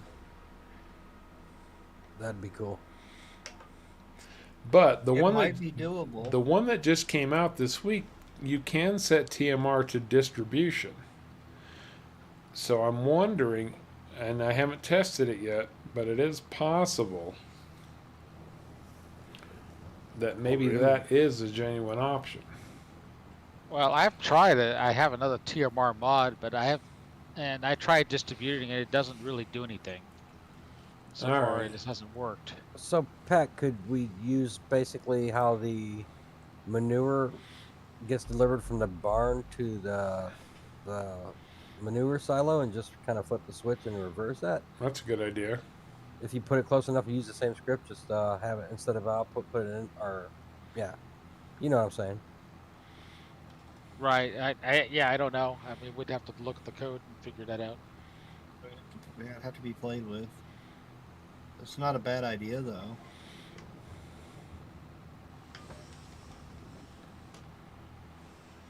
Of course, you'd have to put it close enough to the cow shed, just like you do with the other item. Yeah, that's a fair point. Well, isn't there a cow shed now that can pull straw from a silo if it's close enough? Is there? I haven't seen it.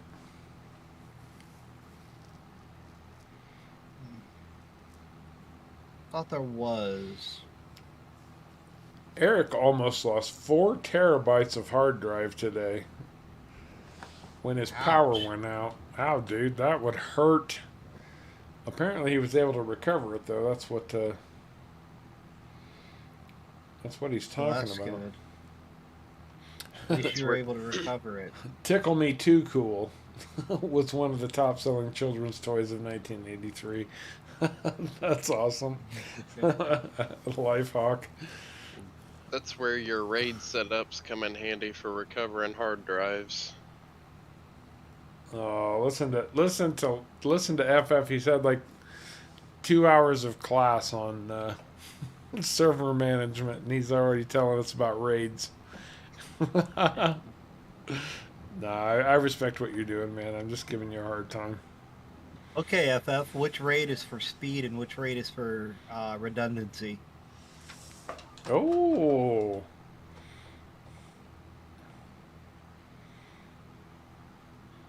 You're not allowed to use Google. Let me check the webcam to see the reflection of his glasses. Raid 1 would be for your... It's either Raid 1 or Raid 0 would be for the speed. And then your redundancy, I believe, is your Raid 3. Yeah. So basically, how it works is RAID 0 is they take 2 hard drives and it They makes split it it look up like between... They mirror it. no, that's RAID 1. Or it's the split. They're Yeah, like RAID A, B, C, D, E, F. So RAID 0 basically, if you take 2 1 terabyte hard drives, you basically get 2 terabytes of disk space, and half of the information is in one hard drive and the other half is in the other one, so that you're accessing it twice as fast. So RAID 1 is mirrored. That's a mirror image of each other. So if one hard drive fails, the other hard drive just picks up and keeps going. And then you got hot swap RAID 1, which is if a hard drive fails, you can pull out the failed hard drive while the computer is running, plop a new one in, and it will resync to the new hard drive, and there's no downtime. Okay, now what's the one where it spreads the data across multiple different drives and you can hot swap out and it'll rebuild it? That's usually RAID 5 is where you go. RAID 5 usually requires 3 or more hard drives, and so parity is stored on across all 3 drives, and it's also really fast to read and write because you're actually reading and writing to all 3 hard drives at the same time. So a lot of people like to use that. But banks go even further and they use RAID 6. And RAID 6 is basically 2 arrays of RAID 5. So you can have a complete, so for example, a RAID 5, you have 3 hard drives in RAID 5, 2 hard drives failed, you lost your data. And not only that, all of this kills every ant within 1,000 yards of your house. So there's that bonus as well. Right. Sorry, guys. I know the audience. I mean, I appreciate what you're saying. I really do, but the audience is kind of like, They're rolling their eyes. we turned this into Harv's Tech, and we've done this hundreds of times in the past. So this is nothing to do with today, but we've had experience with Harv's Tech time in the past, and it never goes over well. But I have no idea what they're talking about. I know exactly what they're talking about. But let's see, we've got James going, y'all sound so nerdy. They're doing the Charlie Brown thing again. Jordan. Wah, wah, wah, wah, wah, wah. Hold on, let me take out my plastic pocket protector. Yeah. The Raid and the Raid 2 were great action movies. Lifehawk. Talk nerdy to me. But Eric knows exactly what y'all are talking about because he's the guy who started this conversation anyway. So Right.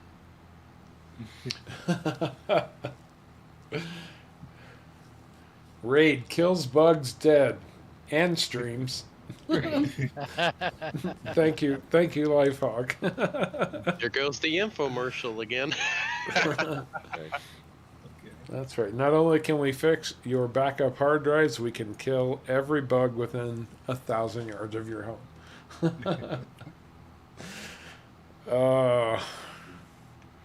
I'll tell you right now, though, that Raid bug spray does not work around here. Why does that not surprise me? That's because all the bugs around there are high on moonshine. Yeah. They've all been drinking White Lightning. They're like, Raid. What's that crappy stuff?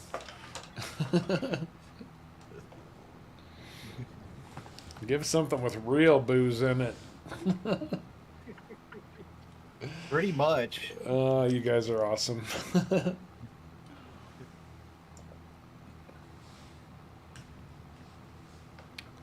I did come up with a question while I was away. And I feel, and this actually goes back to something Patrick was saying yesterday, I think. What should Caveman and I set a goal for this map? Should we have something that we're trying to achieve?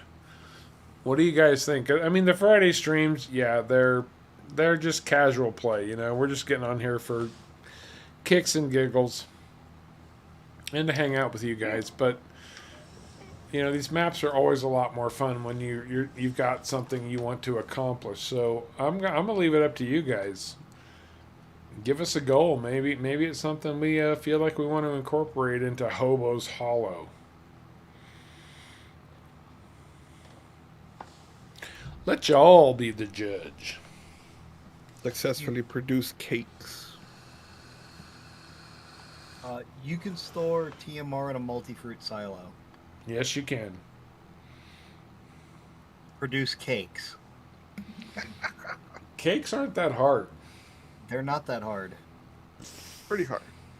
No, they're not not. that hard. They're not hard. that's You true. need cows, chickens, flour, And sugar. and sugar, and that's it. Yeah, I guess that's Strawberries. Yeah, I forgot about strawberries. We've already got strawberries covered. Exactly. We've actually We've already got the flour covered. Yep. Chickens, we could do chickens as soon as we have our harvest come in. You also need sugar and butter. That's cows. And Cows then and sugar beets. feed the and sugar cows. Sugar beets or sugar cane, preferably both, to make sugar. You can make. That's one of the things that people don't respect is if you're willing to put the work in, you can make a lot of money off of sugar. Base game, you can make a lot, and I'm talking between 50 and 70,000 per day from sugar. Per month. Or per month. Yes, I'm stuck on days from 19. But per month, you And- can make 50 to 70,000 per month on sugar. Yeah, and if you catch it at when it's in high demand, I did manage to make 135,000 in one day off of sugar with high demand. Yeah, you're also running 2 sugar factories, though.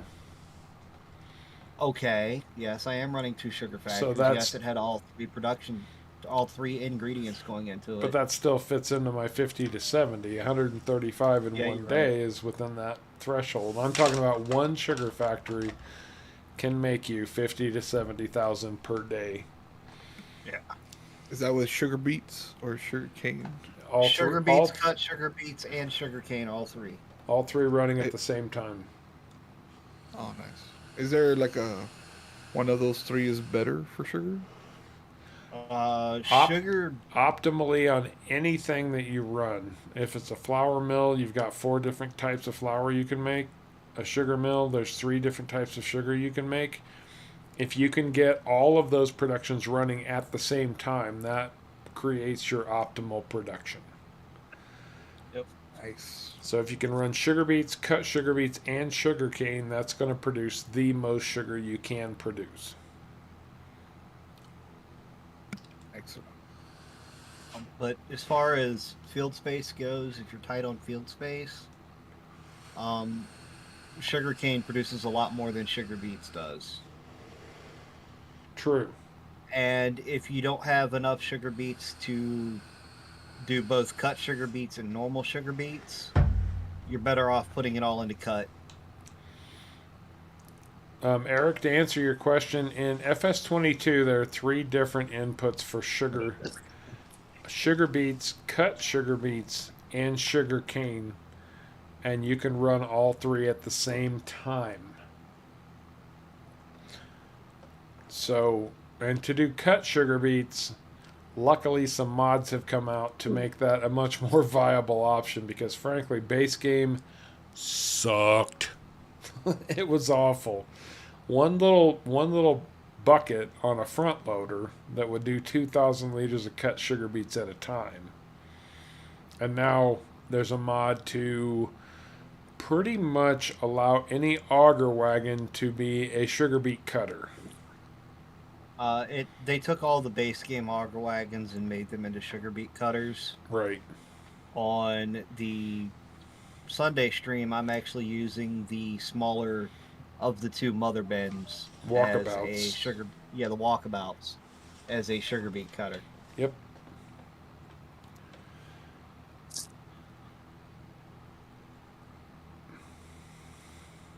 And if That you're mod looking, is available on all platforms through the in-game mod hub. yes, it is. And if you're looking for a sugar beet cutter, do not settle for a mod that does anything less than 1 sugar beet to 1 cut sugar beet, because there is a mod out there on Mod Hub that gives you less cut sugar beet than the sugar beet you're putting in. How does that make sense? Because this mod does something weird. It pumps water through, so you've got to supply water also, and then it makes a slurry out of the water so you can use it like digestate. Like, who gives a crap about digestate? I just spent 4 hours harvesting sugar beets. I want all the sugar beet out of that I can get. Right. If I want digestate, I'll cut grass and take it to the bloody biogas plant. And don't get me wrong, this is actually a very good modder who did a lot of stuff for Global Company in FS19. I just don't like what he did with his sugar beet cutter. And it's a placeable instead of an auger wagon, but the auger wagons work much better. It's 1-to-1 usually. Either 1-to-1 or 1-to-2.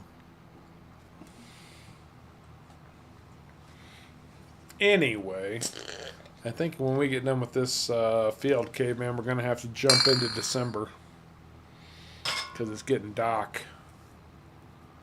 Alrighty.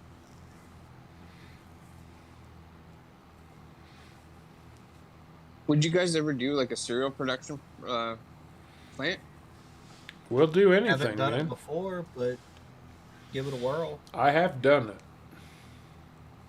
We're game Well, for I haven't anything. done You guys have a goal for us. We're willing to take it on. It just needs to be something that is a challenge and that we feel comfortable doing. But there's nothing that I don't feel comfortable doing. I'll be honest with you.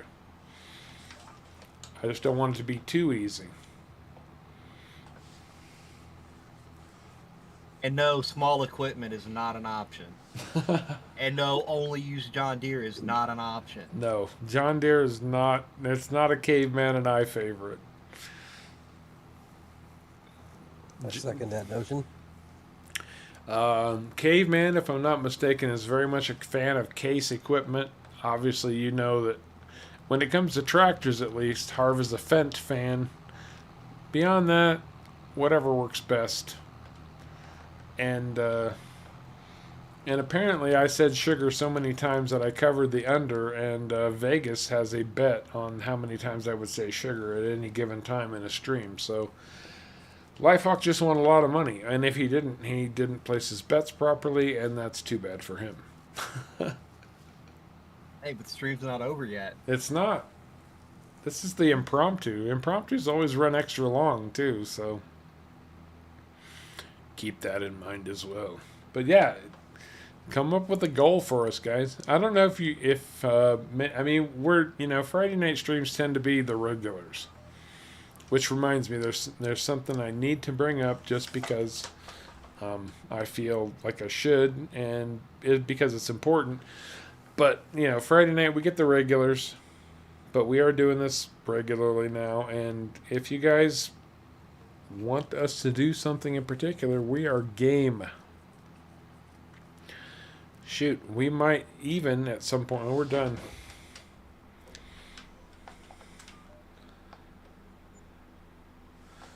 And I'm going to jump out. We're going to sleep till tomorrow.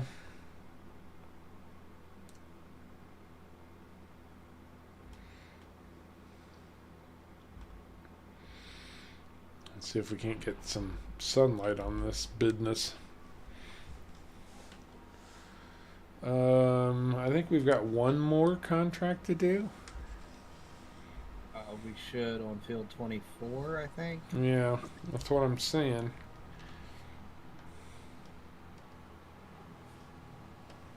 And I gotta wait for my ping to catch up with where we are in the world. I just gotta find a road to get back across that bloody lake. And then figure out where the heck field 24 is. If you go east and hit the road that's east of the field 40... of course, I'm headed west. Run it straight north. Then you can run it straight all the way up to 24. I'm rolling, man. 42 miles if I an can ever hour. get ping to stop being over 2,000. Peter's a class tractor guy. Very nice. James just likes anything that's unique. I can respect that. I like unique also. I've told the story many times about why I fell in love with the Fendt 1050. This is the first tractor I found that had a lot of horsepower and a respectable speed. When I was just learning the game, and I said, this is quick, and I can pull whatever I want to with it.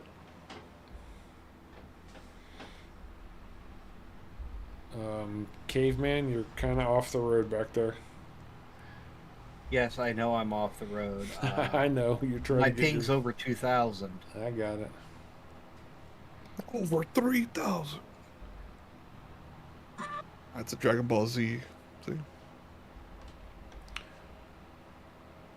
Thought it was over 9,000. 9,000. I wanted to make it close to yours, dude. They want to make you feel bad. Lifehawk wants to see advanced tips and tricks. That's his goal for us. Which is not unreasonable.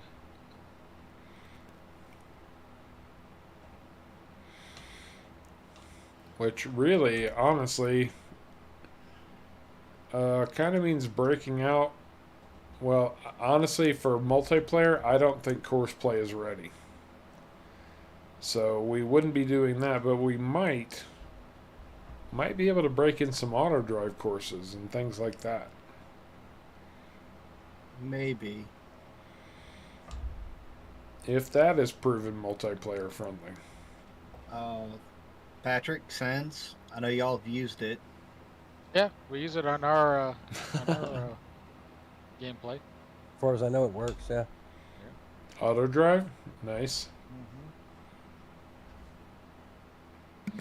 Yep. Wet coaster. We know your game. Next time, get a hotel room with a shower. I had a shower last time. You just wouldn't wash my back, wet coaster. I asked you to several times. Ooh. Okay, I'm literally just frozen. What the heck's going on with your internet today, man?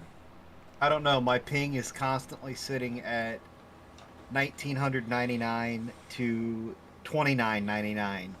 And you're the one who got this set up on the dedicated server. Yes, I am. My internet in general has just been bad today. And yesterday. I think it has something to do with the storm that's coming in. Right. Jordan likes New Hollands.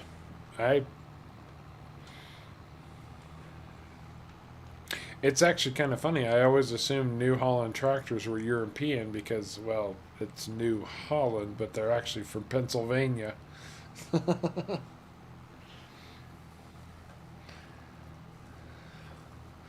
Well, New Holland, I think, is just a mishmash of a bunch of merged companies because No, Ford was in there too. That's every tractor company at this point. I mean, Case is International Harvester and Farmall. And part of McCormick. Yeah, you'll be lucky to find a company that's not. I mean, Agco. We can talk about Fendt all we want, but Agco actually owns Fendt at this point and numerous other companies. Agco's kind of Fergan. Yeah, Agco's kind of taken over the agricultural equipment world in a big bad way. Hey, Harv, Yes, sir. will you be highlighting our new precision farming that's coming out? I believe that's today. It did come out today. I believe that was scheduled for the 19th, so it should be sometime later this afternoon, I imagine. I think he's right. I think it was scheduled for the 19th. Oh, I did not see an official date for that. Maybe you could bring that into the impromptus. That's how it works. Well, tomorrow's the 19th, which is a Saturday. Would they release on a Saturday? That's what they said. 19th, and then on the 22nd is the Pack 1. Okay. Nah, I we mean, probably won't be bringing it into this impromptu unless they fix the issues that it had in 19 with bringing it into an old game save. Because in 19 it did not like going into an old game save. It would break a lot of contracts. it would if we bring it in. Well, no, there's no if. When we bring it in, it'll definitely be on a new start, and it will probably replace our Sunday stream. Which honestly, guys, we're not that far from finishing up Elm Creek. No, we're not that far. We're really not. We've advanced our farm, and you'll see on Sunday exactly how much our farms have advanced in the last month or so. It's yeah, we're at the point where we're making a lot of money in a hurry.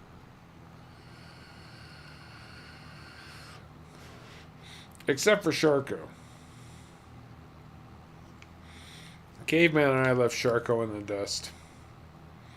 As I'm sure you're not all very surprised to hear. Oh yeah, we kind of just left Sharko behind. Sharko's fun to play with. He really is. He's such a good personality. But I don't think he plays quite as seriously as Caveman and I do, and it shows sometimes. But no disrespect to him. He brings a lot to what we do, so... And what coaster? Yes, I refuse to turn around, but that's because you made it almost impossible. The things you were doing. Anyway, moving right along. By the way, I looked at the farming simulator and it says April 19, not March 19. Oh, Precision Farm. Oh, well, that okay. makes a big difference. Yes, it does. Oh yeah, I am a month early. Oh, and that's what I was gonna. Yeah, since Sins is on right now, and I haven't been remiss in not mentioning this yet. And we are with our regulars tonight, but still, Farming Sin's wife is still going through her cancer treatments. They are still struggling, and they still have the GoFundMe page active. So please, if you have the opportunity to at least share that link anywhere on social media that you can, where you think it might be helpful, please do so. Obviously, if you can do something to support their cause directly, that is very much appreciated. But as always, you don't have to help financially if you can at least help in some other way. Like, just everything is always very much appreciated.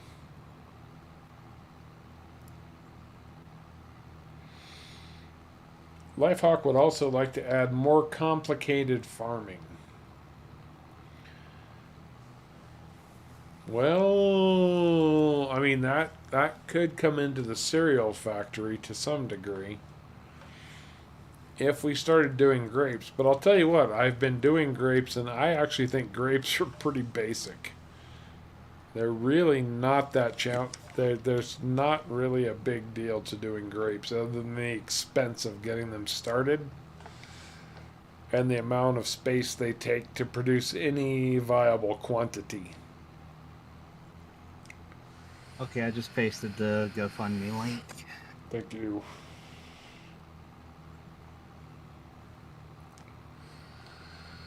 Anyways, guys, it's getting late. I gotta work in the morning. It was an honor to join you guys on stream. Yeah, it's been great, man. I'll catch you guys on Sunday. All right. Alrighty. Take care, and don't ever feel like you got to be quiet. Yeah, no. Feel free to talk. Yeah. Hey, it's my first time being on live stream, so. Yeah, no, it's totally cool, man. You have a good night, and we will see you soon. Yeah, thanks, guys. Not Paul. Alright. Night.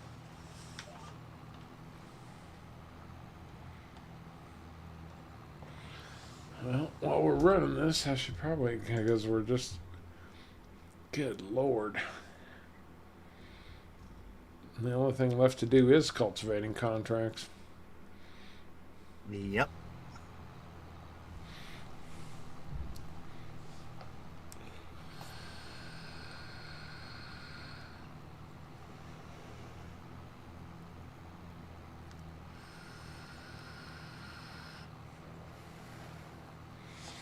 Are you running north-south? I'm running east-west.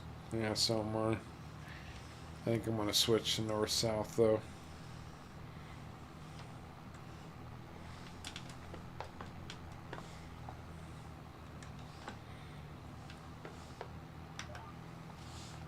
You run however you want to run.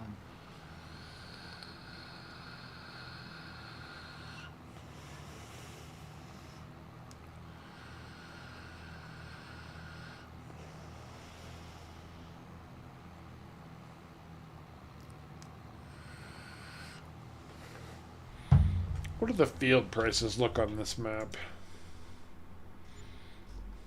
Like, what would field 18 cost us? 864,000. 25 is $1 million. 16 is 481. Man, these fields are just massive. 21 and 22 aren't terrible. 427 and 340. Let's see if we can't at least get the money for. What was that field? Field 20, and then we can start pushing toward 21. That's not bad.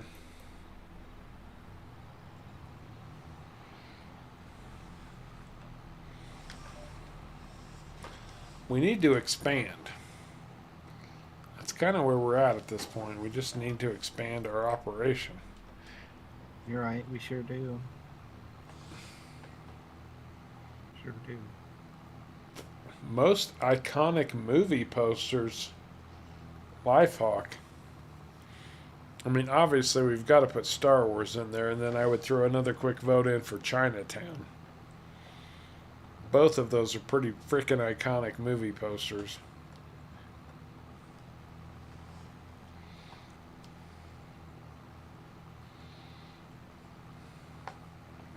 I couldn't agree with you more, Jordan. I'm so ready for spring, it's not even funny. Spring gots to get here, man.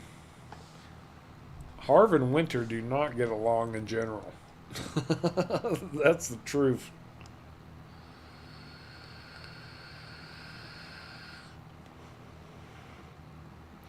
We need to check our bread factory too. I bet that's full up again. Let's take a look. Tell you what, I'll just. Bread. No, it's No, not. it's not full. That's because we're out of flour. We can't make any more flour right now.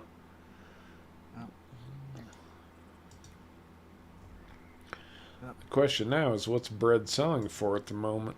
Not a very good price.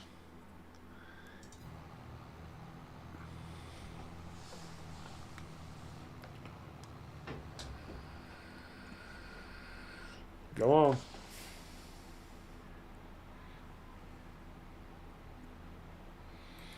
Yeah, Chinatown is a very, very cool movie poster.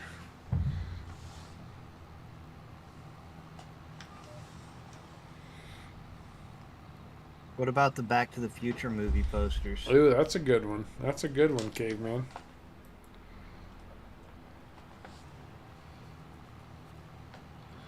Ooh, wet coaster. Yeah, Raquel Welch. Absolutely, brother.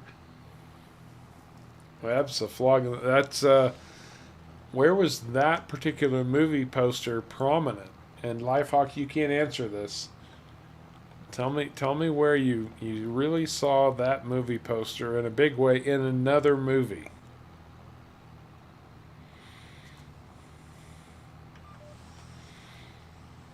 I just watched this a couple weeks ago, filling my time in the hotel room.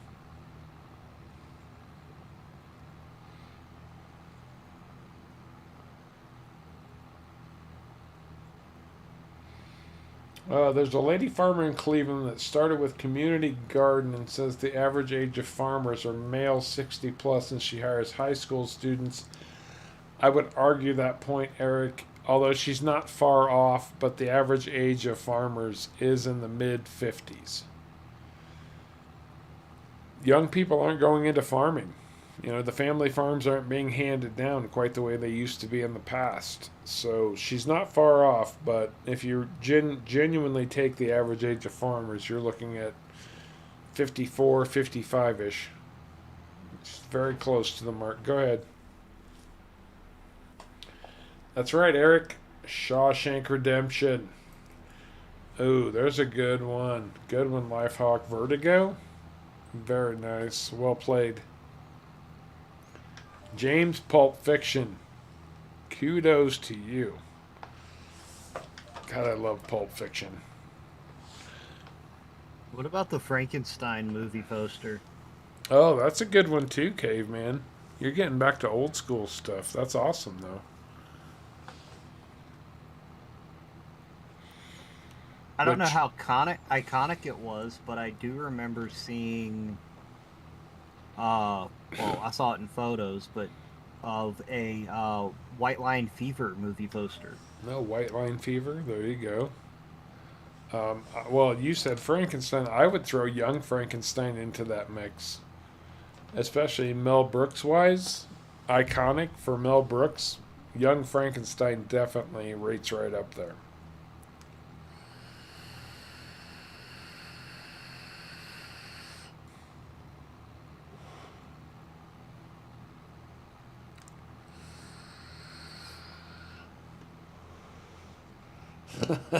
Sins.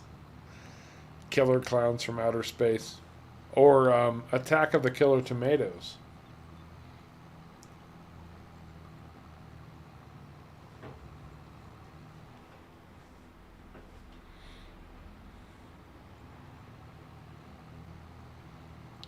Oh, Lifehawk, that's a good one. Godfather? The Godfather? That's truly an iconic poster as well. Although, to be honest, I think that actually, did it come from the book cover, or did the book cover come from the movie poster? There's a question. Blazing Saddles, absolutely. Dressel, welcome to the stream. Enter the Dragon. That's a good one too. Oh, welcome to the stream.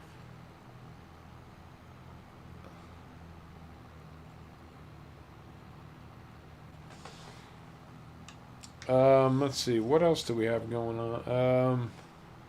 Who picked The Graduate? Did Lifehawk? Did you throw The Graduate out there? That's a good one. Mrs. Robinson.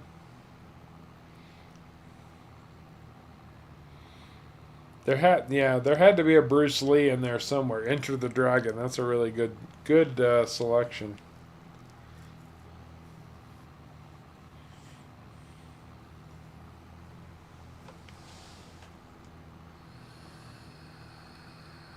Karate Kid.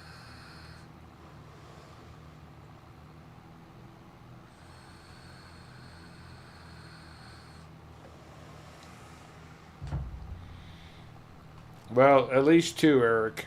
Does anybody really count The Godfather 3? Like, The Godfather 3 didn't really capture me the way 1 and 2 did.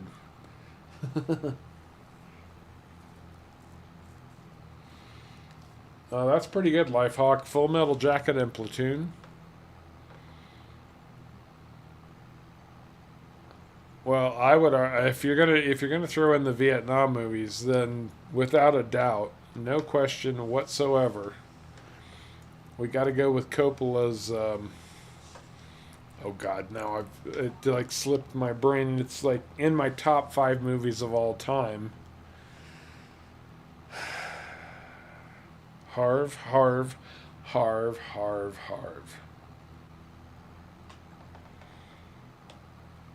Lifehawk, fix my brain. Tell me what movie I'm thinking of. Saving Private Ryan's pretty good. Oh, that's a good one. But the one that I'm thinking... Oh, Apocalypse Now. Apocalypse Now.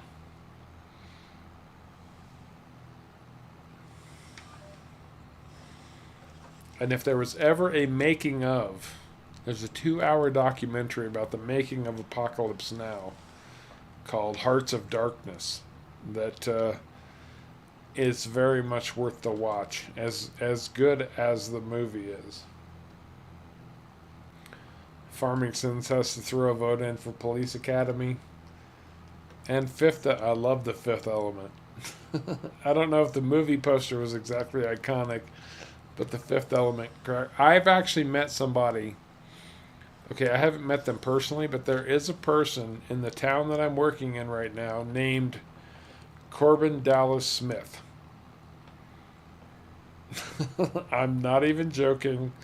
Somebody named their kid Corbin Dallas and their last name.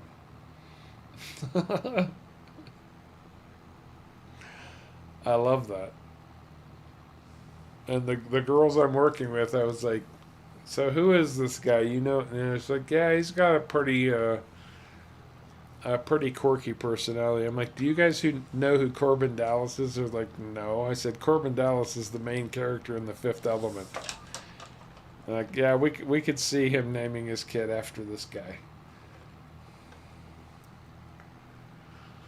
Oh, absolutely, Lifehawk. Absolutely. That, and it was filmed by Coppola's wife while he was making Apocalypse Now. It's a fantastic movie-making documentary, without a doubt. What about Jaws and Ghostbusters? Oh, Ghostbusters is a really good one. Jaws is in my top 3 movies of all time. I love Jaws. I've probably seen it 50 times. No exaggeration, Jaws is like the go-to. Like if I just want to put something on for background noise now, I'll put Jaws on.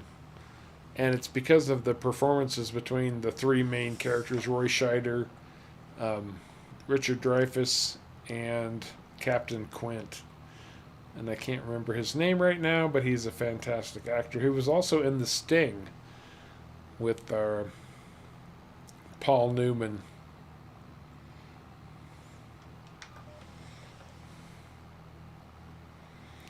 Yeah, no exaggeration, Lifehawk. This guy really named his kid Corbin Dallas. It's awesome. I can't wait to meet them. I am so looking forward to that. 89 Batman with Jack Nicholson as the Joker. That was great. Well, we're all done with this one. We made a lot of money on contracts right there. Yes, we did. What do you think, Caveman? Do we keep working these cultivating contracts, or do we try to get into spring and move on to something more viable? Let's see if there are any decent priced ones. And we got a 32, we got a 29. Let's see, where is that?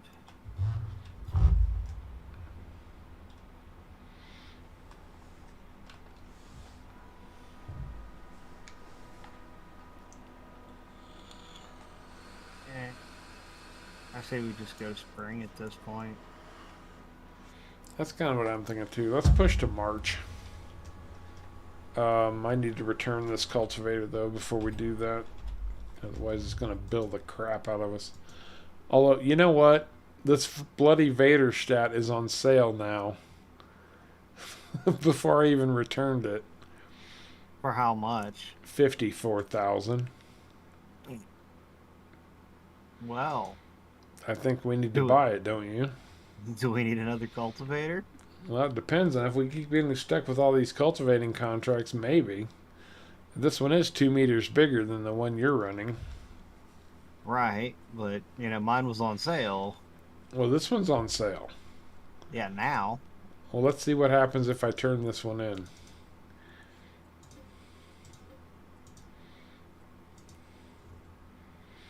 It just leaves the one. I mean, it's only 50. It's up to you. You want beat to the get judge. it? Go ahead and get it. 10 with Bo Derek. Well, that's an interesting one. Little Shop of Horrors in Greece.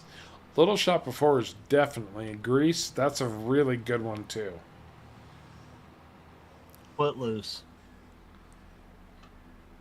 That's a good one.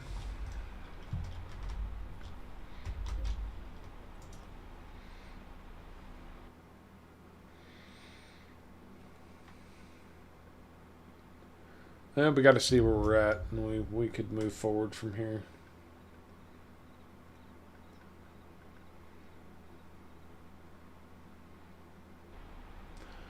What other movies have Robert Shaw in them? Well, there's Jaws, obviously, and then there's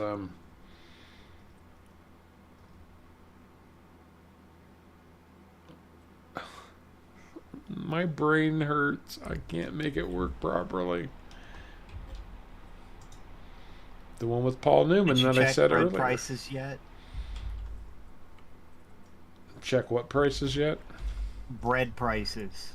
Oh, no, I didn't.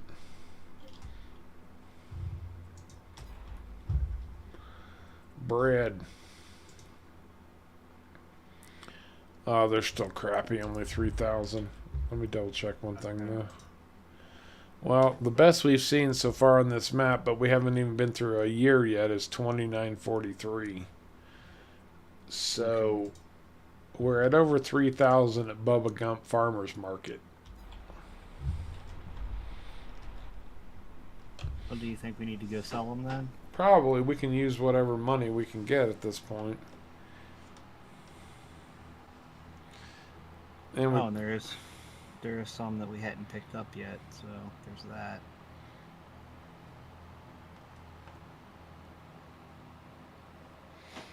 oh, Altoona, that's a good one. Top Gun, that's a really good one. You said Bubba Gumps. The Sting is the movie I was trying to think of that I lost. Yeah, Bubba Gump was the place. Why am I stuck out in the woods?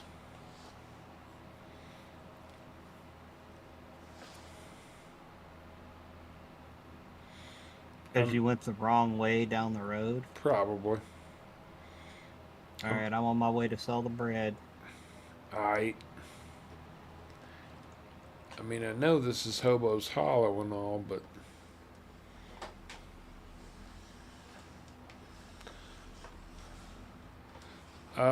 Guns of the Navarone. Is that where you're at with Bear Down? Guns of the Navarone.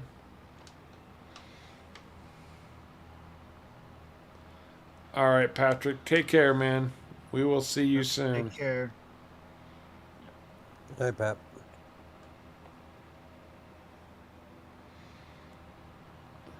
Rocky's a good one. Rocky's definitely a good choice. I don't know so much about Commando. I know you're putting a vote in because of your signed poster and all. Has anybody seen the movie Breaker Breaker? No. It's a good movie. It's got Chuck Norris in it. Clockwork Orange is definitely an iconic poster. Man, our fields feel so dinky compared to everything else on this map. Just remember how massive they actually are, though. That's a fair point.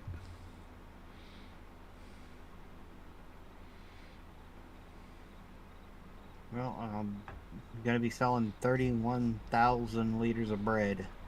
At $3 grand a piece, that's 90 grand. We'll take that. 20 is a bare field. That's the only problem with 20 at the moment.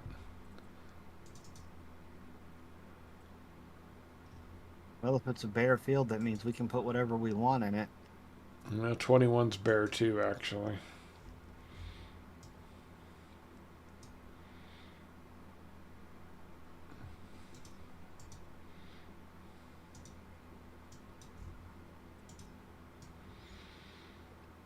I'm looking for something we could actually pull crop out of if it wanted to.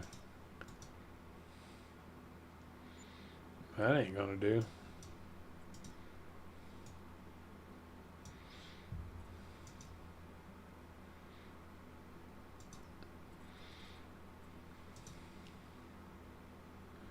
That's Man. sold. There is a lot of cotton on this map.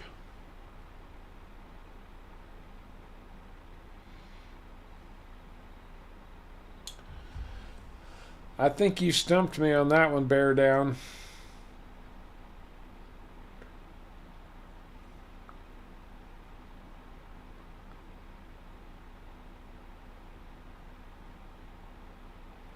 Well, the real Walking Tall was with Joe Don Baker. I've never seen The Rock. Ooh, that's a good one, Sins. Farming or Scarface? Abso-flogging-lutely, man. Alright. We sold our bloody bread. Smokey and the Bandit. Good one. Really good one.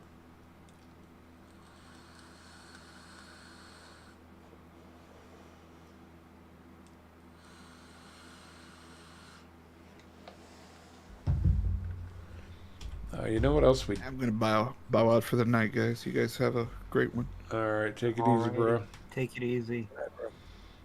God Night. bless. Night. We're just perpetually stuck with cultivating contracts here. Unless you got an objection, I'm jumping into March, man. Hang tight, hang tight. No, we don't need a cotton harvester. Go for it.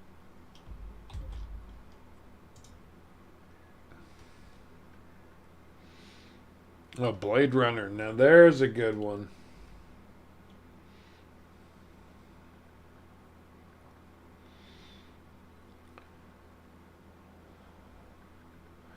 Robert Shaw. Yeah, the only Robert Shaws I really know are Jaws and Guns of the Navarone and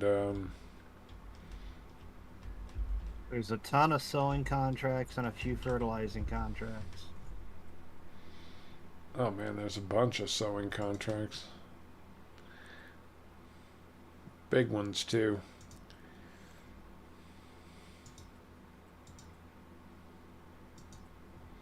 Oh, look at that. 86,000. For what? Sunflowers on field 57.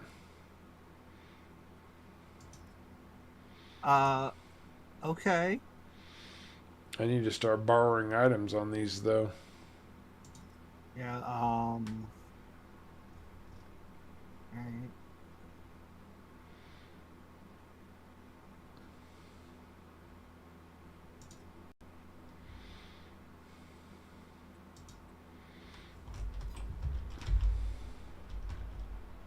The sunflowers on 57.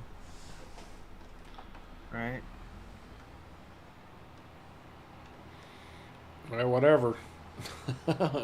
I borrowed items on 2 contracts. I hope they were decently big planters or seeders. Do you remember what went to what? Nope. Oh, You're gonna have great. Now, you're gonna have to look at the contracts to see what you're doing where. I was talking about which piece of equipment went to what. Well, doesn't matter. If some of them are sowing and you got both planters, then yes. Oh, good.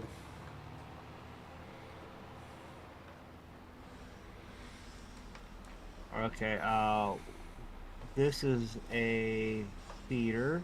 You've got a planter. You got one of each. And we need seed. Buy a How lot. much seed do you want to get? How much seed do you want to get? As much as you can. We got a lot of seeding to do. That's probably good for right now. You said get it all.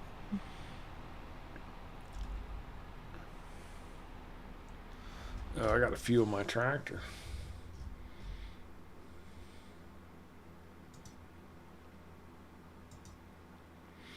Well, I need to take a seeder. Okay, that's a corn contract. So I'm gonna do 41 since I've got the planter. Yeah, I've got a regular seeder, so I guess I'm gonna start with 11.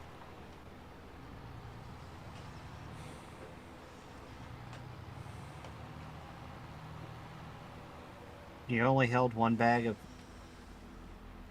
1.5. This is a small bloody planter.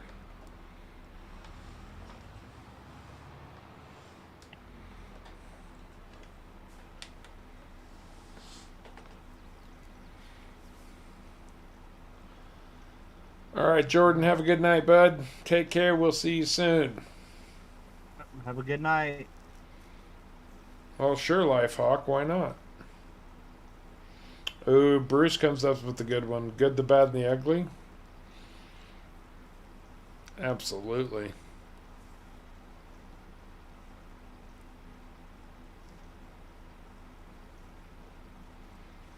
Oh, we're talking about posters, Altoona. The Shining. That's a good poster.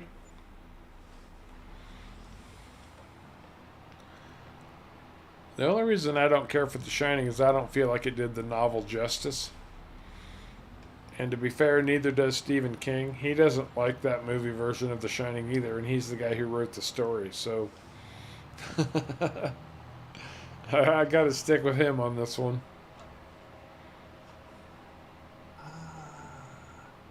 What about the poster for Roger Rabbit? Ooh, that's a good one.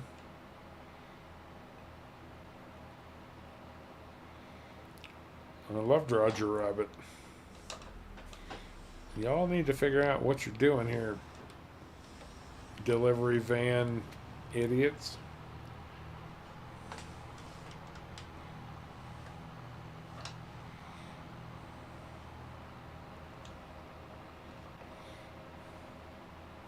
City slickers.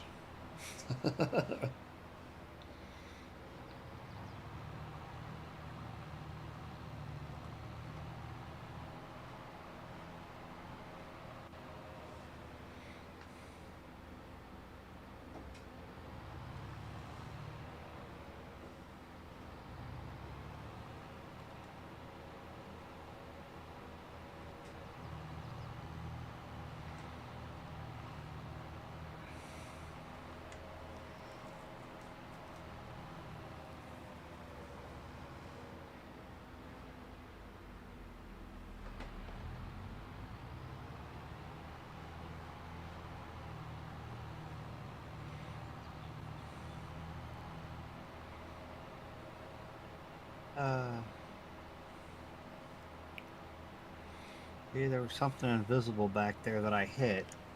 I didn't think I was that far from 41, but apparently I am.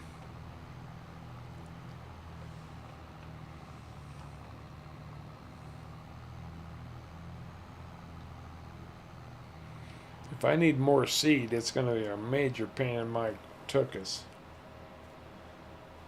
Hey, Michael Viafana. My day's going pretty well. It's a Friday night, a late Friday night for me. Same here. Oh, it's actually early Saturday morning for me. Oh, that's fair. It's after midnight. Lifehawk's just posting every animated movie he can think of. We got Aladdin, Lion King, Shrek, and Cinderella all in one post. Hey, you forgot the Little Mermaid, man. The Little Mermaid was hot.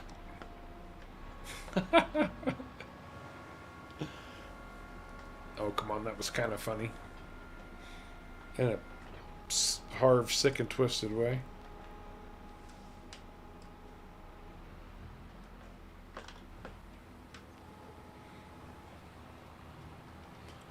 All right, Peter, you have a good night, man. Take care. Take care. Oh, I think Singe just came up with the ultimate one, the Wizard of Oz. Yeah. Heck yeah. The Sound of Music. Oh, there's a really good one. Oh, here's one. Psycho.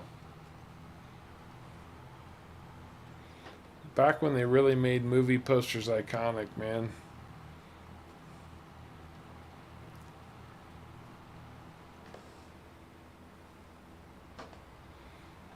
Yep. Lifehawk's got it right. Sins pulled the absolute most iconic movie poster of all time. Kudos to Farming Sense on pulling out the Wizard of Oz.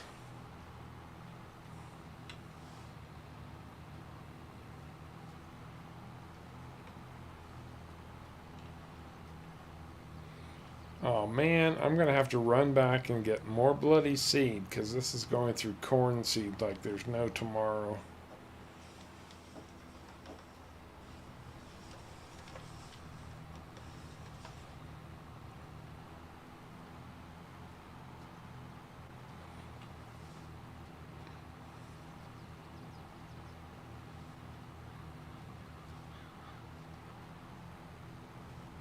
Oh, the birds, that's a good one too.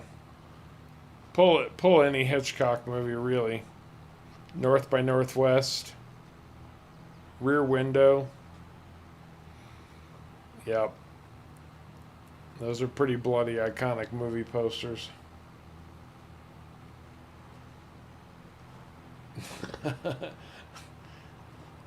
What? Excuse me, Wet Coaster Fuzzy Britches?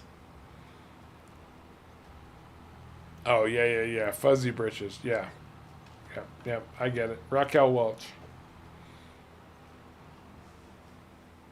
That was the quote from Shawshank Redemption. How about you, Miss Fuzzy Britches? What do you have to say?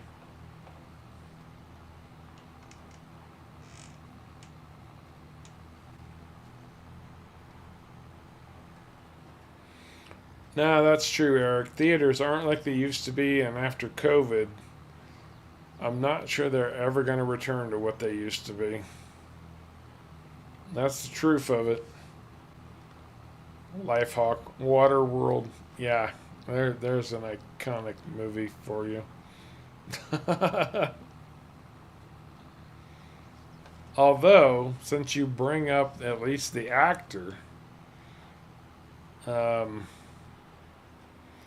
Kevin Costner, I would be willing to throw a vote in for that other movie he was in, Dances with Wolves. I'd throw a vote in for Dances with Wolves. The original Toy Story. Well, that's a good one.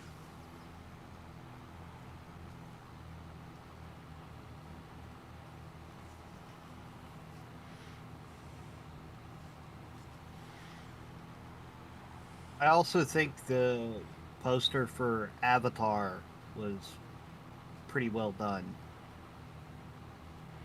The Last Airbender? No, not that one. The one with the blue people. Oh, yes, yes, yes. I enjoyed Avatar. I mean, James Cameron. I mean, if you're going to talk iconic, let's talk iconic directors for a second. James Cameron rates right up there with Steven Spielberg for sure. Has anybody said Titanic yet? No, but that's really good. I'm really disappointed I didn't think of Titanic. Honestly, no exaggeration. Well, Lifehawk nailed it with 10 Commandments, though. And Wet Coaster, Life of Brian makes Ben-Hur look like an epic. That's one of the best lines I've heard in a long, long time. Life of Brian makes Ben-Hur look like an epic. That is fantastic. Hey, Groot. Groot, how's it going, man? Good to see you again. Yeah, it's been a while, Groot. Not that long, but yeah, good to see you, man. Oh, Eric, American Graffiti. There's a good one. That's a really, really good movie poster. And it's one of my favorite movies. Yes. It's when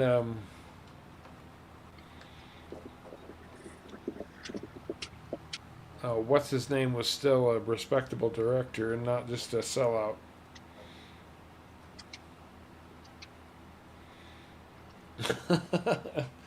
Man, me and Adolphus have been talking way too much tonight, so my brain is not fully functional.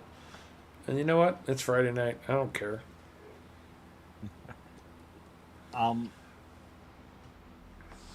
The Tropic Thunder movie poster?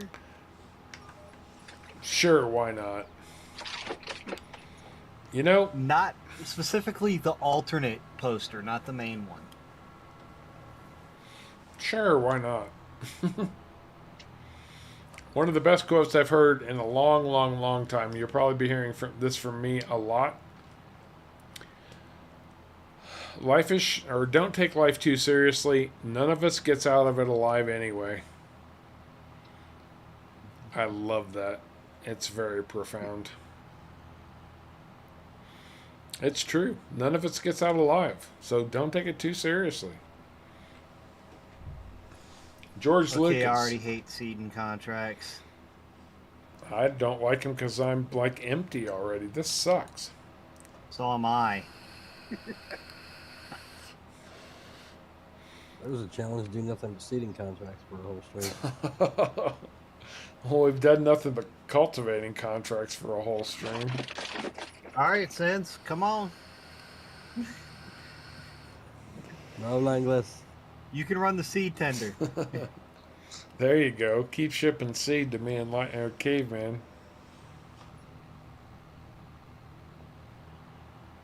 I guess Jaws has already been mentioned, huh? Oh, yeah. Yeah, Jaws was early. Yeah, I just got back on.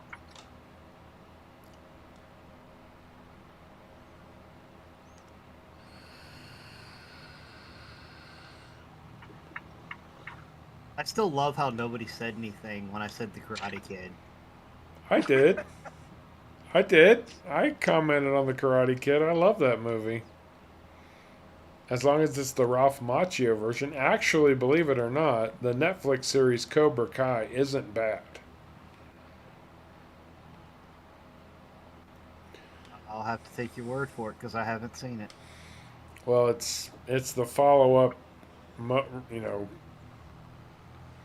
version of Karate Kid with Ralph Macchio and the guy who played Johnny, the douchebag, in the original.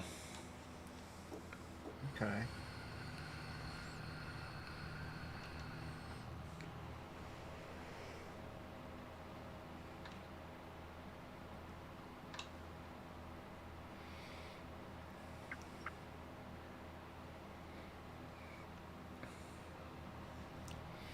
It's not a question of enough, pal. It's a zero-sum game. Somebody wins, somebody loses. Oh, somebody wins, somebody loses. Oh, man, what was that from? Wall Street. Oh. Gordon Gekko. It sounds like something you'd say. That's a really good one. And greed is good. Although, while most people would attribute the quote, greed is good, to the movie Wall Street, that is actually a real quote from that era from the guy who Gordon Gekko was based on. The more you know.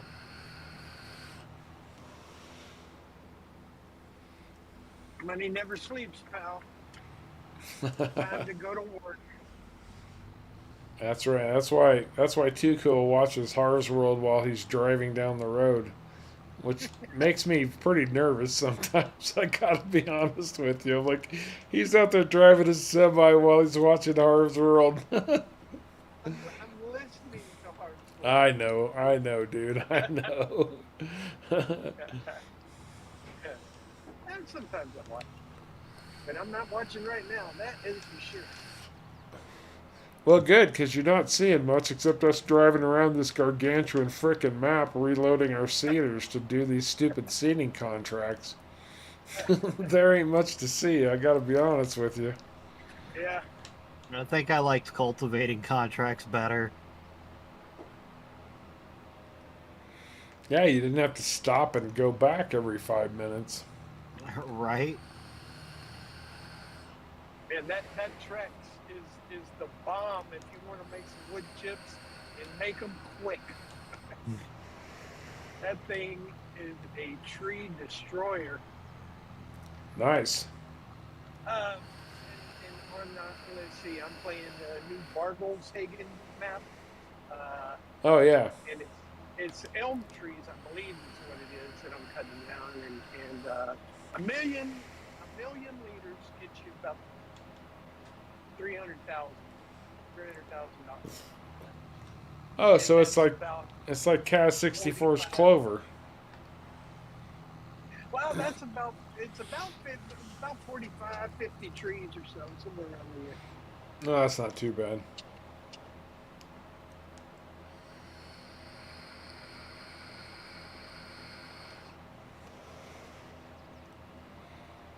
And how soon before our bloody crops are ready? Got like 3 or 4 more months.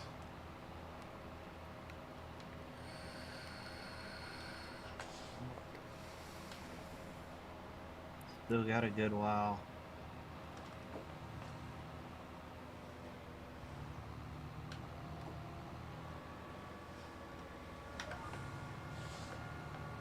Are you there yet? Almost. I'm unfolding my planter at 42 miles an hour. Does that count for anything? Only if you make it count. I'm making it count. Me and Jack are making it count. That's a long way to run for some seed, though. Right? I'm like halfway across the map at least. Yeah. I had a button to get you some seed. I'm gonna get you on here, man. We might have to invite some people to play with us. This is a big honking map.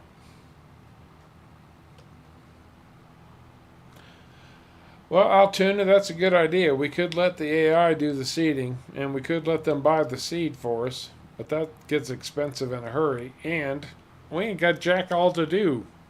We got nothing else to do.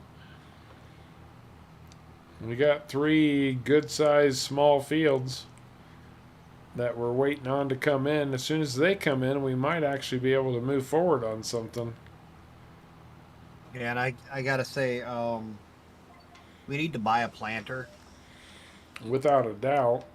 Specifically, one of my big Kensies. Without a doubt. We need 2 of them. Clearly. And a seed tender, for Christ's sake. Right. You know what I think I might have to do? What's that?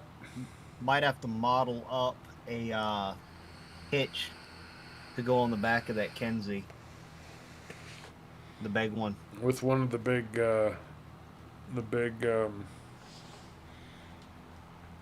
like the Seed Hawk tanks. That's a great idea.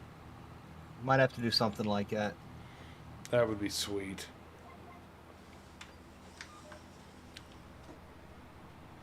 Yeah, I'm going to be able to do like 4 rows and have to go back and re-frickin' load on this. This is ridiculous.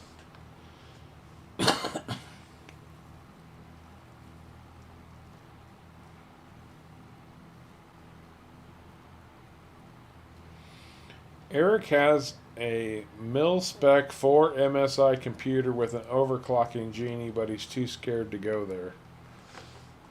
Thoughts, Caveman? You're the tech geek on this. A mil-spec for MSI. I'm not particularly familiar with that one. If you want to shoot me a specs of it on Discord along with the rating of the power supply with the watts and all that, I can take a look at you and tell you what I think. But generally when they come pre-built with a overclock thing built in, you generally don't want to take it all the way up as high as they say you can. I just froze up. So I did too, and I lost connection to the game. Yes, I did too. Well, that sucks.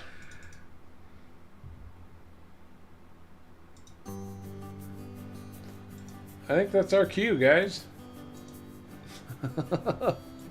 I hope it saves. That's all I can say. We are 3 hours in, though. We've had a good stream. It's been great chatting with everybody. Yes, it has. But at this point, yeah, we're just going to be doing more contracts. More and more and more. Trying to get our funds up so we can advance this fund. We never did get a good goal from anybody. Think about it, guys. Let us know what you think we need to do. Anywho, Caveman, any final thoughts or parting words? Hopefully we'll see y'all tomorrow. Not tomorrow, on Sunday for the regular stream, and back here again next weekend if we do an impromptu then. Absolutely. All right, guys, it's been great. It's been fun. We've had a blast. Until Sunday, everybody take care. And as always, we appreciate you coming along for the ride. And remember, don't take life too seriously. None of us gets out alive.